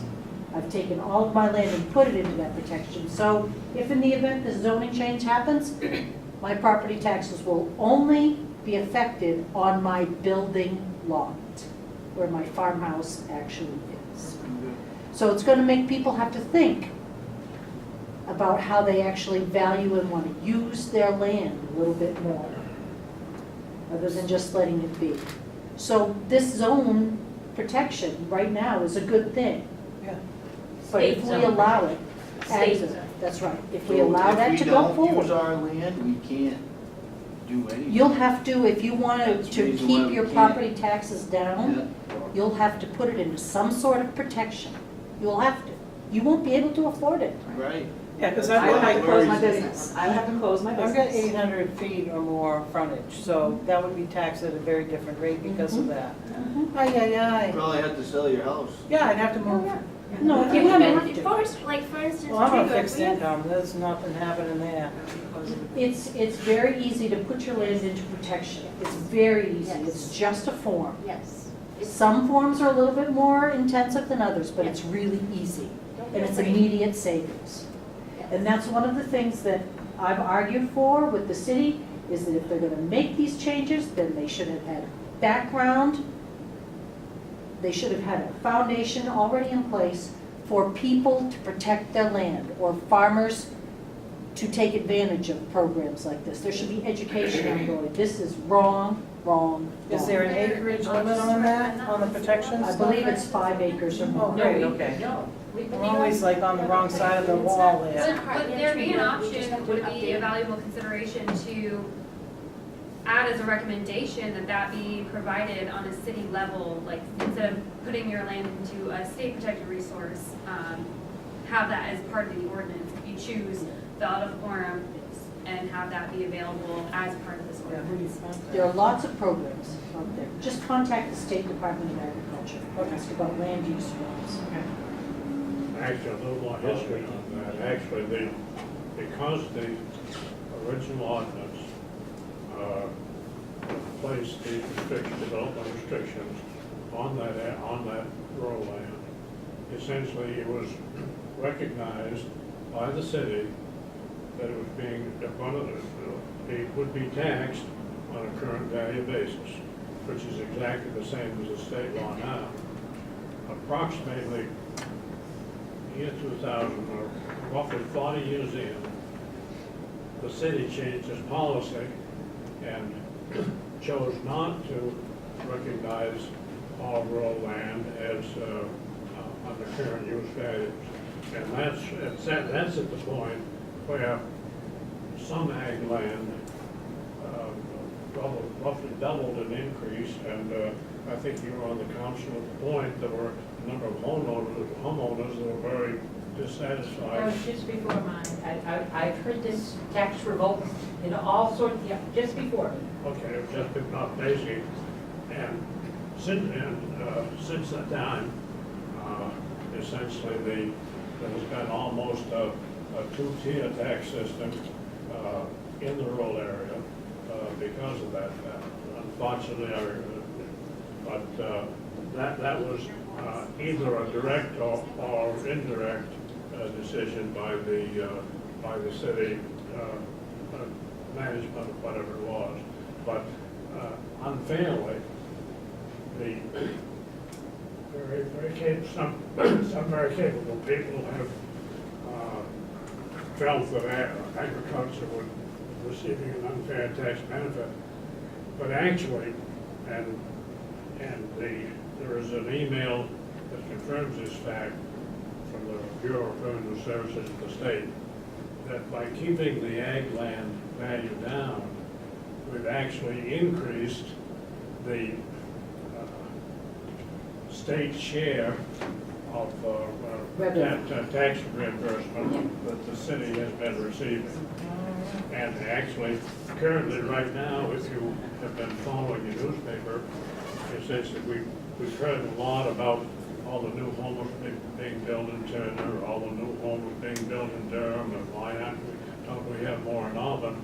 Essentially, in Turner, this year, the school board's state revenue share decreased, and they had to increase the taxes on the general population because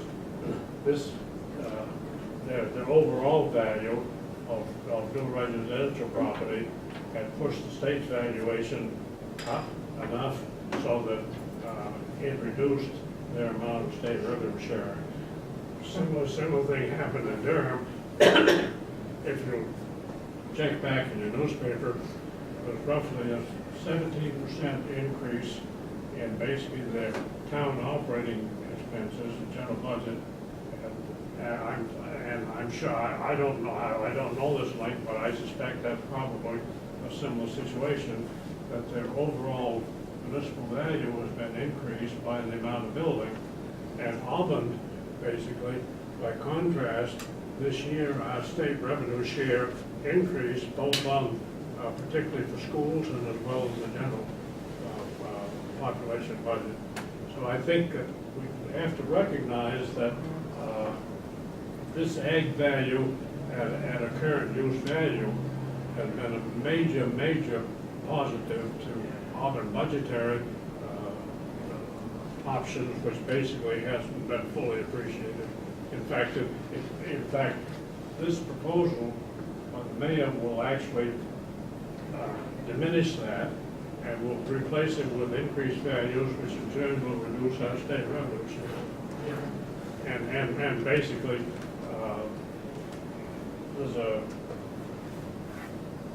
there's an email currently on record and available which confirms that fact from the state revenue service. I found, I think, an example of what Kathy was talking about. There aren't many within the city that have done the same thing as Kathy, but there's a couple in the watershed and there are some in the agricultural zone where Kathy is. But this is an example of where you have a landowner owns all of these parcels in the area, but they put their home here, which is on Taylor Pond, so it's probably a nice home. And I think I've already looked at this lot before. So that they are taxed on the house lot being this small, according to the ordinance there. And then they've left all of this as an undeveloped lot, and so therefore they're not taxed the same. If they left this all as one lot, it would be taxed as the house lot in entirety. So your forestry, if you always want to keep that piece in the forestry and not let them, depending on what happens to the ordinance, I don't want to tell you what to do. This is what kind of Kathy's talking about.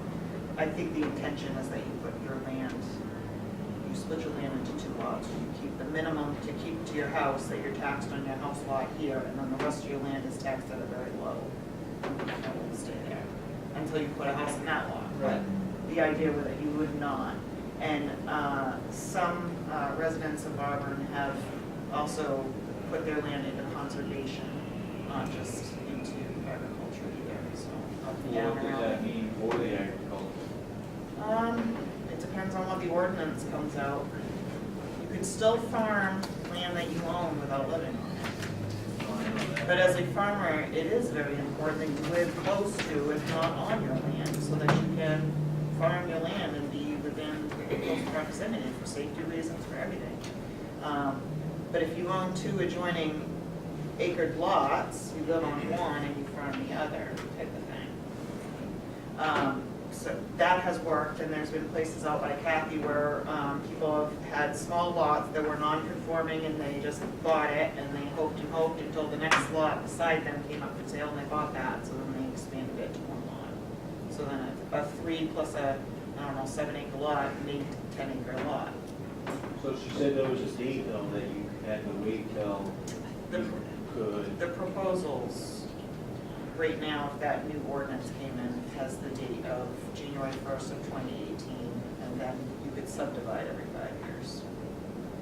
But what I'm saying is if you wanted a lot, you have to do that before the date or after that. If you want to divide your land, all you need to do is propose your land to be divvied up. You have to do your surveying, and you can go down the city plan, they okay or whatnot. If you own more than, let's say you own 30 acres right now, there's nothing preventing you from splitting your land up. You just can't build on it unless you're farming, Right. okay? So you could, if you had 200 acres of forest, you could theoretically chop those all up and sell them. But you can't build on them until you're actually doing agricultural farming. Until right now, 50%, as it stands, of your 50%. income Household is derived. Yeah. Right. And then the proposal is $1,000 investment, the extremes. So, just, you would, I was just propose to have another meeting before our next meeting, so we can And I think that's go a good through point. the Thank you. ordinance. I want everyone to have individually gone through the ordinance before and come ready with specific feedback, because we've been having to push a lot of other really important stuff for this. It's very important, this whole zoning issue, but I want everyone to come prepared and not spend the entire meeting on it. so could we do this, since it would be considered homework? I will not be at the May meeting, because I'm in Tennessee, I think, by that Which is point. the 14th. But we send our, if we could get a courteous reminder, that our homework is due, and make sure that all of our replies are in writing to the chair for preparation that Monday before the meeting. That would give people that weekend, and so that we would have the materials ourselves to review, because there's 8 of us say, okay, we recommend supporting X. We won't have to talk about that, we can just raise our hand and get through some quickly. That would be my suggestion to meet that. And then if we needed another meeting, again, I won't be here on 14th, but you could have a second meeting in May. I think we should have a second meeting too, because there's a lot of other stuff besides the agriculturism. We've got a lot of workshops coming up, and they're literally coming up like this coming weekend, so we do need time to talk about some of this, accepting. Well, and I'm happy to stay later, I just wanted to be courteous of time in her proposal. I know, and Lots then of the amount of the work that public. we have to do, right? Yep, Would yep. the second meeting that we're talking about be specifically for discussing the ordinance, and then tonight we address really important, very quickly, meetings coming up and workshops, or with the second meeting? Because I know we can establish specialty meetings, but I don't know if we can just add a second entire meeting. Well, all you do is you just make the Right. agenda, all of the remaining things that have not been addressed on the last 2 agendas that couldn't get. I would only be able to do next week before next meeting. So we do next Tuesday, we can do that, same time. This Tuesday, the 23rd. So me and Ben, we're supposed to be part of the Mount Appetite Trail Group too, which is that night at 6 across the hall. And I think there's, Should not do it. and you can, and there's literally 5 meetings that meet on Tuesdays. I know. And including most of the city meetings, so. The only reason I can The support. only reason I was proposing it is because we're running out. Yeah. I'm in agreement, but is it possible to do a different day of the week? I guess is my, do Monday No, instead I of think Tuesday. John basically makes a good point. The overall agenda, both of our group, the planning board, the council, particularly planning board and council, has been basically they accelerate and then drag back. And so it leaves us a little bit of kind of limbo. And I would encourage us basically to maybe adopt a sense of feeling of the Conservation Commission that we authorize the chair to basically function as she's, communicate with the planning board and the council, and basically, if she feels it's appropriate to name a temporary work group in between to function, or to, delay or postpone or call a special meeting. Basically, I almost think we need the flexibility for a single decision maker to make that kind of decision in response to whatever may be occurring around us. Well, I have no problem, deciding tonight to have the second meeting, but I don't want to add, just more work and like create a work group. I just am wondering, I don't know how planning board is pushing, like, their public hearing past the 60-day period. So why can't we do this? Forget what the others are doing. We've clearly identified we have a need for more time. Yeah. So we've just been given a fairly weighty homework assignment. We're going to put it in writing, which means we probably don't want to do it next week. So if we just report to the city council and to the mayor that we heard the 60-day deadline, we got the documents to 13 days later, 13 days late in the 60 days. We're watching the clock, but the work needs to be done right, not fast. And so we're going to extend our work at least until our June meeting. That still allows you time to have the next meeting and talk about those things. If the members here, I'm willing to give another 20 minutes to get some of these fast ones off. And then in May, you can decide whether you need a second meeting, but plan to hold our public hearing in June. I have no problem doing that, but given the lack of acknowledgement even from either the mayor or the city council with our letters of concern, I just don't know if they're gonna care. Then Say we remember need more when you time. got that, you said to me that the mayor, that was his acknowledgement. Right, but that was only the first time. I Right, got no right, acknowledgement from right. anyone. You know the what? second time. I'm gonna take Mr. Keen's advice from several years ago with this is, do it, see what happens. Yeah, I'll let them know that we need more time because. I feel like everything is so We have public support to rushed. do it right. Yeah, and we need time to digest everything that's happened just in the last 2 weeks. Right. And it's Who's unfair. setting the time? The mayor says, this is his committee. But they didn't follow the time there, because they were Yeah, supposed they to were have supposed 60 to have days, so, 60 days. they went out once a month, so It's at 60 I'm days. with Tiz, why don't we just propose and ask and justify why, and all they can Would say you is like that in the no, form of and a if they motion? don't, then. So I move that the chair reach out to the city council and the mayor to notify them that we will not be ready with our recommendations on the zone changes until at least our meeting in June. That we have meetings scheduled in May to go literally chapter by chapter, line by line. And we have public recommendations we want to put in, so that ideally we will do our public hearing in June. If necessary, we will hold the second meeting between now and June. But if you have a public hearing in June, basically there won't be any ag people there. Oh, because they were so busy, yeah. Would it be too late to propose to do the joint meeting that Eric had brought about with planning board since they pushed theirs back? I don't think we're ready. If there's this, I don't think- oh, you mean you're talking about public hearing? Yes, public hearing, sorry, with the planning board, the one that they postponed until, what was it, May Yeah, 13th? if they can extend, basically expand that plan board to include a negative joint public hearing for both Conservation Commission We and aren't going to planning be ready board. by May 14th. Should we recommend that we do one joint, or at Well, least depends on initially what your one purpose joint is public for hearing, but public that they hearing. postpone theirs till June so we can do it together, or maybe late May? There's supposed to be, I thought, 2 public hearings though after. No, that's a public reading for the city council. Is that what you're talking about? There was- To accept an ordinance takes 2 public readings? I thought there was supposed to be 2 public hearings. There would be one at the planning board Well, presented and one. we were for never charged with conservation. having a public meeting, all we were given was the 60 days, 2 meetings to provide our feedback. But we were never, to my knowledge, designated as having to hold a public hearing. That was just an option that we were Right, we have that authority. brought. Once, So we don't have to, but Well, that's why I I think suggested. there's a lot of validity in doing that. I mean, clearly. I agree. Well, then we have to get realistic. If we, oh, I Okay, only have say- a half finished motion. Make your motion one more time. Okay, so I move that the chair notify the city council and the mayor that the Conservation Commission is doing their work diligently, but that we know we will not have a recommendation for them before our June meeting. That it is our intention to have our next meeting go line by line, and that we hope to have a public hearing before we submit our recommendations.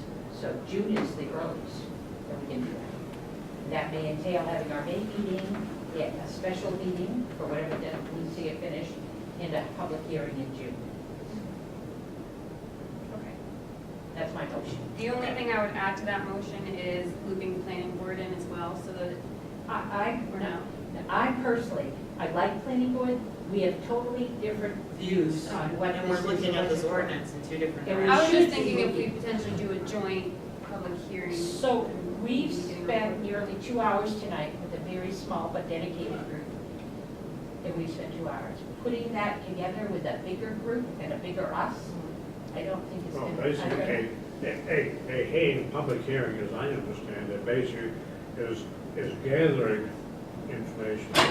And so essentially, if we interpret that information differently from the planning board, so what? But we have, I feel that the public, basically, we shouldn't expect them or ask them to come out, to continually come out with a lot of public meetings, whatever.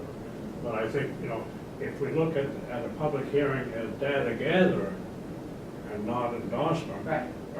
So why don't we essentially, leave we can interpret that. If we whatever leave it the is. public hearing undefined. Yeah, let's just do don't it, even put it in there, reach we out can to decide Fran that. I can do that. And get the outline, because I would agree with his format, but that's not what's happened in public hearing. Because the other thing is too, public is going to probably comment to planning board, noting that planning board is looking at the ordinance, and they're gonna have questions directly to that ordinance. And planning board's gonna stay within that scope. Within their Within scope. us, we're thinking outside, we're looking down the road, we have a different agenda. Well, if we talk about urban sprawl, what's gonna happen in 20 years, where's the history moving forward? A lot of the folks that come and talk to us are concerned about water quality and land and things like that, so. We have a lot of it's- information today. that You we get got. some of the same people because their questions legitimately tackle, but you also have the hidden agenda people that are gonna divert themselves. Well, I would So say I that would- so- I would then, The more talk, the more public comment, the better. I would second the motion, but not defining the public hearing. Right, I didn't define. Expressing our interest in hosting Yeah. one, holding a Oh, public I'm not hearing. even, we don't even have to even, Don't even just include it. that we've got work to do. And Okay, the work just that we includes need more time. detailed line by line of this. Short. Disregarding the public hearing, Conversation. I second. Right, and possible public hearing. Okay, So we can't do it before June. so All right. the motion, I seconded, all in favor for opposed? So that being said, are we tabling and having a second meeting for the rest of our agenda? I I don't would really need it's to up the accept our other- minutes so that we get Eric's presentation, our minutes Right. approved and out on the If website. maybe there's some other, does anybody have any objections in, we can see in 20 minutes? I'm fine I'd with rather that. get it You down. guys have enough to vote without me? 1, 2, We need 4 for a quorum. So let's vote on approving the minutes and then we won't have to. The only thing, I'll move to approve the minutes with the addition of the signature, whoever respectfully submitted it, please say who. Oh, I thought I had that on the second page. I didn't. I would also like to add that Kathy Shaw was So with the addition There were a couple of Kathy people who Shaw, listed that, Yeah, I came in late. And, yeah, but we want to add that's you. right. So who else? So Are you writing this down? Kathy, and Jonah, I think, came in late last We week. have her This here, last don't we? meeting. I didn't, no, chair, bad, you're not listed, oh, yes, no, you're not. Because she came in late. Oh, Kathy. I missed last. Yeah, you missed Yeah, last Last meeting, I was here for the base thing. Yes. Yeah, she was here. She wasn't here for the March meeting. I wasn't here for the last meeting. Oh, okay. I was in Westwood. Okay, Oh, so right. you were. Yeah. My number, I don't have So with it. that, can we get a vote? I'll second it. All in favor of approving March minutes? Now, if we do to be 1, 2, 3, we still have a quorum even if Ben goes, not that I want Ben to go, but just in case we want to get through these, so they can I get don't in know the that draft we have minutes and anything be out. we need to. I just have one quick note Yes. before I leave. And this can be, just to check off one of those. Okay. Thank you. In case anybody's looking for another meeting to go to, tomorrow night, the LA Trails group. Yes, 4 o'clock. Yes. That's the problem. I I will talked to not the be at girls. that meeting. I'm not either. The girls though agree that's the first of many. Yes. It's gonna be from 4 to 6 at Lewiston City Hall. Because the LA Trails is going to start handing over, Andrew Scoggin Land Trust is gonna start handing over LA Trails. And so we're looking at pulling, yeah. And because we're already got trail groups going, they wanted Auburn Conservation to make sure they were part of that. But unfortunately, me and Ben, neither one of us are going to make it. We'll try, but You work. they knew when they set that up at 4 o'clock that there was quite a few, important stakeholders that are not going to make Specifically it. asked for people who can't make it, but want people to make sure. Yeah. Reach out that. Thank you. Thank you for that. So that doesn't require a vote, but other announcements is that you're all set to go. by the way. We're not gonna hold you captive. Poor Ben. We'd love to have you. Multitasking. So the next forest board meeting is gonna be on April 18th, this Thursday. That room, it says 2 or 4, here at City Hall. We're gonna be discussing pretty much just our week activities. There's gonna be a tree planting in both Auburn and Lewiston Pettingill Parks, hanging the banners, and then the displays in each city hall. And Dave Griswold, he's no longer a member of the Community Forest Board, but he's been donating his time, I believe, working on the Auburn Public Woodlot Management Plan. So I was able to track down the original ordinance that we passed back in 2016. This is a management plan, so I think it's a 10-year term kind of outlook for it. So I think he's gonna present it at Thursday's meeting and then ask for Conservation Commission feedback. So I'll include that as part of the May agenda packet. And then if you wanna just email me your comments before the May meeting, I can include that. Okay. You said you had a parks. Yeah, I got a couple of pieces. So under parks, as we know, parks itself has disintegrated. But the cemetery work group, even though it's really small, we've got 2 things. I spoke with our assistant manager, Phil Crowell, and he'll have a document to go to Jordan, copy to me and to Roland Jordan. If you remember we had 4 objectives as a work group just before we progressed. One of them was to ensure that the flags, which veterans put out, gets put out. Right. And they did a great job last year, but they only put out where there are markers. So our job is to get missing markers. When I was at Pine Cemetery last year, we did a great job, but I stood and found 5 in a row that didn't have markers. So the chief is going to send us a document which will tell us what I've asked for is either to A, pick up markers. So if you want to go out for the next 2 weekends, or actually the next 5 weekends, and find cemetery stones that need markers and stick the markers, we're hoping to have the markers at a public place, like I suggested, picking them up at the fire department. He needs to work with public works. I was gonna say Or that's he not take a a good picture. idea. Huh? Yeah. And therefore, not form an organized group, but though if your neighborhood has a neighborhood cemetery, please think about adopting it, going out and looking.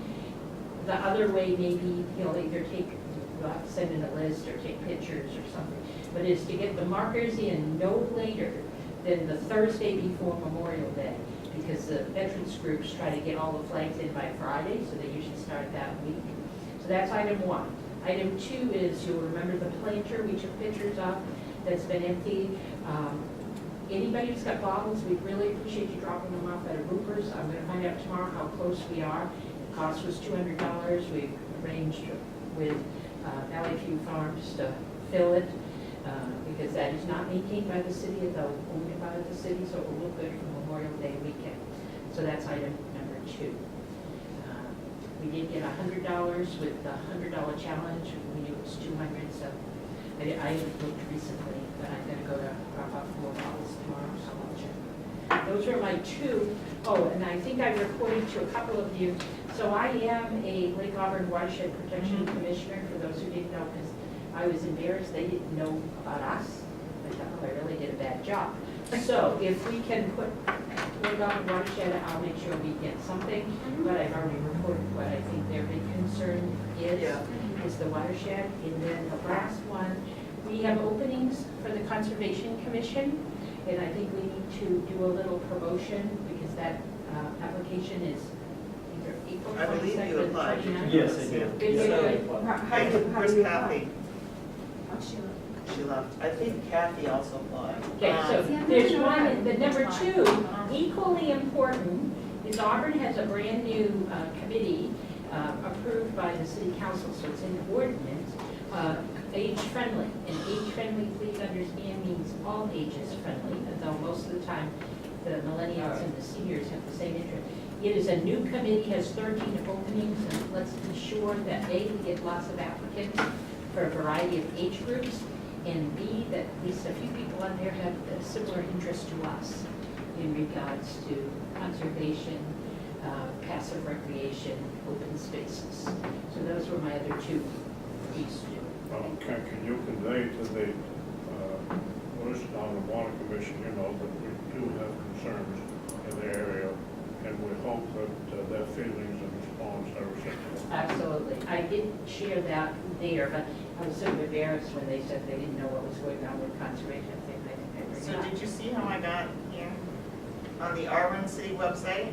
Yeah, I did, I'm sorry, I wasn't. Boards and committees, and then right here is current vacancies. Okay, And this current is vacancies. Constantly upgraded, updated. You'll see conservation has 2 vacancies and the term limits. In the deadline? Two, There's a deadline for the next appointee committee is next week. Yeah, Monday. And you'll notice above the age-friendly is there as well. Oh, yeah. It says the 29th, though. No, the meeting is Oh, whoops. 29. The deadline is Sorry. Monday, second. Yeah, yeah. I did have one update about parks that I wanted to mention. So I had a meeting with Phil Crowell and also I think a representative from the Parks and Rec Advisory Board and Sabrina. And we had talked about the history of how Parks and Subcommittee came about. The reason why they don't post the vacancies for parks on here is because this is for appointee-only vacancies. So they don't post just rolling members. I've heard that. That's an untrue statement. They have posted Forest Board, which is the same as Parks. Yeah. They have posted subcommittees for the strategic planning people. That is a subcommittee. I have a question about parks though, because the Conservation Commission doesn't appoint parks members, but the Conservation Commission is responsible for appointing community forest board Right, members. all the more reasons to support that. From a structural standpoint, I know I sound hot-headed, but I've been dealing with this for more than a year. And it's okay, because all it did was dissolve parks. For the Lewis and Auburn Forest Board and the Park Subcommittee are equal organizations underneath the Conservation Commission, the city of Auburn. Right. I would have understood that when I heard the multiple reasons why they won't put parks up, except in more recent times, they have, since they told us that, they have posted forest board openings, which we appoint. They have posted strategic planning subcommittees, which again, the council did not appoint. And so that's just not a true statement. Whatever their reason is, it's not good. But we were doing something with parks, and in the 3+ years that the Parks and Recreation Board has been reorganized and doing a great job, no criticism, they have focused on recreation because they have so much work.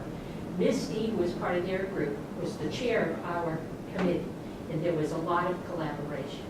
And so that I just don't accept of that, but it's untrue when their documents prove it. So if we don't promote parks, this is what happens. The last thing that we had discussed was potentially creating a liaison position like we've done with other boards and committees, a permanent liaison with Conservation Commission and the Parks and Rec Advisory Board, so that we can make sure that things are represented, like you said, you know, when Parks was founded, they were focusing on recreation, and sometimes they get a little honed in on their focus, so that we can But have. that's what our committee had. We had we had a representative from the Conservation Commission. We had a member from the Parks and Recreation Advisory, and then we had community members. Right. And so we, in fact, already had the list. We can do that, but the problem that we have and why we instituted parks, and we have others, is there's more work to be done in parks than either organization can handle with their 7-member committees in the span of work. Focusing on a parks or a forest board or a cemetery or trails allows you, and they did it with senior building, allows a smaller group to work. I would support a liaison. We've had one. I'm going to get, but it also takes up a seat. Either a Right. commissioner has to do it. Because they have a fixed number of minutes. I feel like we're already doing that. We are. I feel like. And had been very Yeah. well with Misty as chair. I know that's recorded and it doesn't bother me. I don't talk behind the scenes. Well, I just wanted to let you know what we had Thank you, discussed. Jordan, but I hope my enthusiasm doesn't frighten you. No, it doesn't. But I don't think we've dissolved Park Subcommittee. It might be I don't think empty, we've but dissolved it. No, I think we haven't dissolved it. It's Maybe. literally, with. until we dissolve it, I guess it stays, but Right. we will dissolve it in 90 days if it hasn't done any work. Right. Because that's been our commitment as well. Right. With our growing collaboration with Liz Allen and the social media component that the communications work group focused on, maybe we can drum out some more Facebook posts if that's something the Park Subcommittee would be interested in. Oh, yeah, I just think it needs to be out, and again, if it's on Facebook, at least now it appears. I just don't, again, as a resident of Auburn, I do not understand why the city of Auburn does not want to say, we have an interest in our parks. If you have one, come and help us out. I don't get the why not. And it isn't like that group hasn't demonstrated Right. its work, because conservation has demonstrated its work, and parks has demonstrated its work, and I measure what we do against other committees to say, and how do they compare? Well, if you're interested, I can talk to Liz Allen about maybe putting. Again, I'm happy to do what the committee would like, but until we get more members, it's a waste of work. Okay. Well, with that. There's kind of more things too, so we have a meeting like every day for the next 2 weeks. So, like we said, the planning board is meeting on Monday, right? Monday? Oh, no, the following Monday, no, May, take that back. Take that back. Has a special meeting, so it would be the second Oh, it's Tuesday the of second May. Tuesday. All right, who am I thinking of now? Somebody's meeting on Monday. Next Monday, city council Yeah. has a meeting next Monday. 22nd? We should be able to bring up the city calendar to tell us. I wanted to It's show up not all on the Google posted. Drive today. It's not all posted. No, Next no. Saturday is our, If you bring up this calendar, it's not, go to the city website. some of these things are Yeah, not. okay, so where it says Experience Auburn, Yeah, I know, there's a. put it down, It's government calendar, click it there, and it'll pop up in just a minute. There you go, and that tells you, Right. and they move to 8 May, because that's April's. So you gotta go up to where April was. Oh, it's city council workshop, that's okay. Okay. What's, better talking about that again. City council workshop. It's Monday. And that was because they were closed this Monday and they had to. Well, if it's a workshop, it's probably because they're only gonna be talking budget items. Well, Does in it say probably the workshop? marijuana, in probably the marijuana. If it only says workshop, it's not a meeting. Oh, it probably is not the agenda. They may announce They a meeting. don't, they don't usually do it until. Strategic planning, steering committee's awesome. Any other? So Thursdays, like she said, forest board.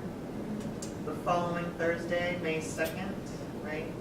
2 Thursdays, next Thursday, is that invasive plant species workshop that Oxford Soil and Water Conservation is doing. So I didn't know if anybody was interested. If they could go, that's from 9:30 to 2:30. If anybody's interested, just let me know, I'll forward you the materials. It's $15 for registration, but that includes lunch, that's why. The morning is gonna be all classroom work, and then the afternoon, we're actually gonna go out and point out and talk about invasive species and what kind of flowers and things to look for, and identifying some of that stuff.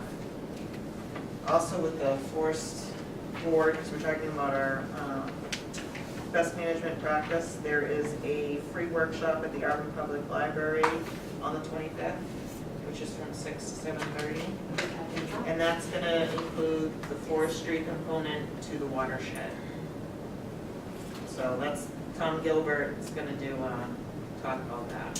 Thursday, the 25th, 25th, 7:30, out in Public Library. 6 and to they're gonna talk about- 7:30. Who's that? 6 to 7:30. Tom Gilbert is gonna talk about forestry, best management practices in relation to watersheds. And that's directly, that's the number 2 for the watershed protection of the Taylor Pond watershed. They're doing one every single Thursday. They, The Taylor Pond Thank you. Association. Thank you. Very In much. coordination with some people that live okay, on the because I was gonna watershed. say, I don't think we received a notice. We Yeah, got- not the Auburn Public Water. No, I'm also, I'm talking about the Lake Auburn Watershed Protection Commission, I do not believe has been invited or knows about. Yeah. On Thursday, May 26th, best management practices for forestry in a Yeah. watershed. 25th. And this was put out by the Maine Forest Service, one of 4. So my understanding was the first one, what was the first one? I missed that. The second one was we had the Bates College ecology naturalists that were speaking from the water quality, the history of Lake Auburn. Was it that Holly did at Yes, the, yes. at the forum? And then, so this actually might be the third one. Tom Gilbert's now talking about forestry in the watershed.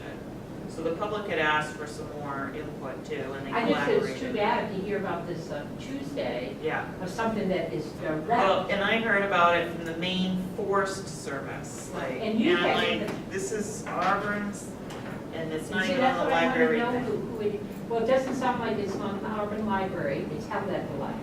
Yeah. It's not a link, that's, so I wondered who was hosting it, only so to get us on the list for the future. Well, they specifically talked about the watershed. Right, This talk is part of the Watersheds Forestry Series in April.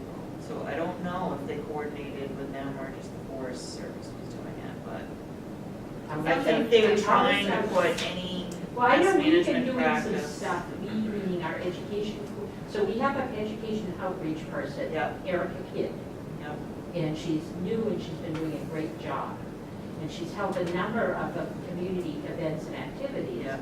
Sadly, we only hear about them, we as commissioners, late at like the week or 2 days. I know, and this is something to promote to the Right. public when we're talking about the Why we watershed, have the need for this. water quality Um, and best management practice for forestry, so this needs to be Would part it of be our too much VMP. trouble for you to email me that so that I can send it out to everybody in afford the that? morning?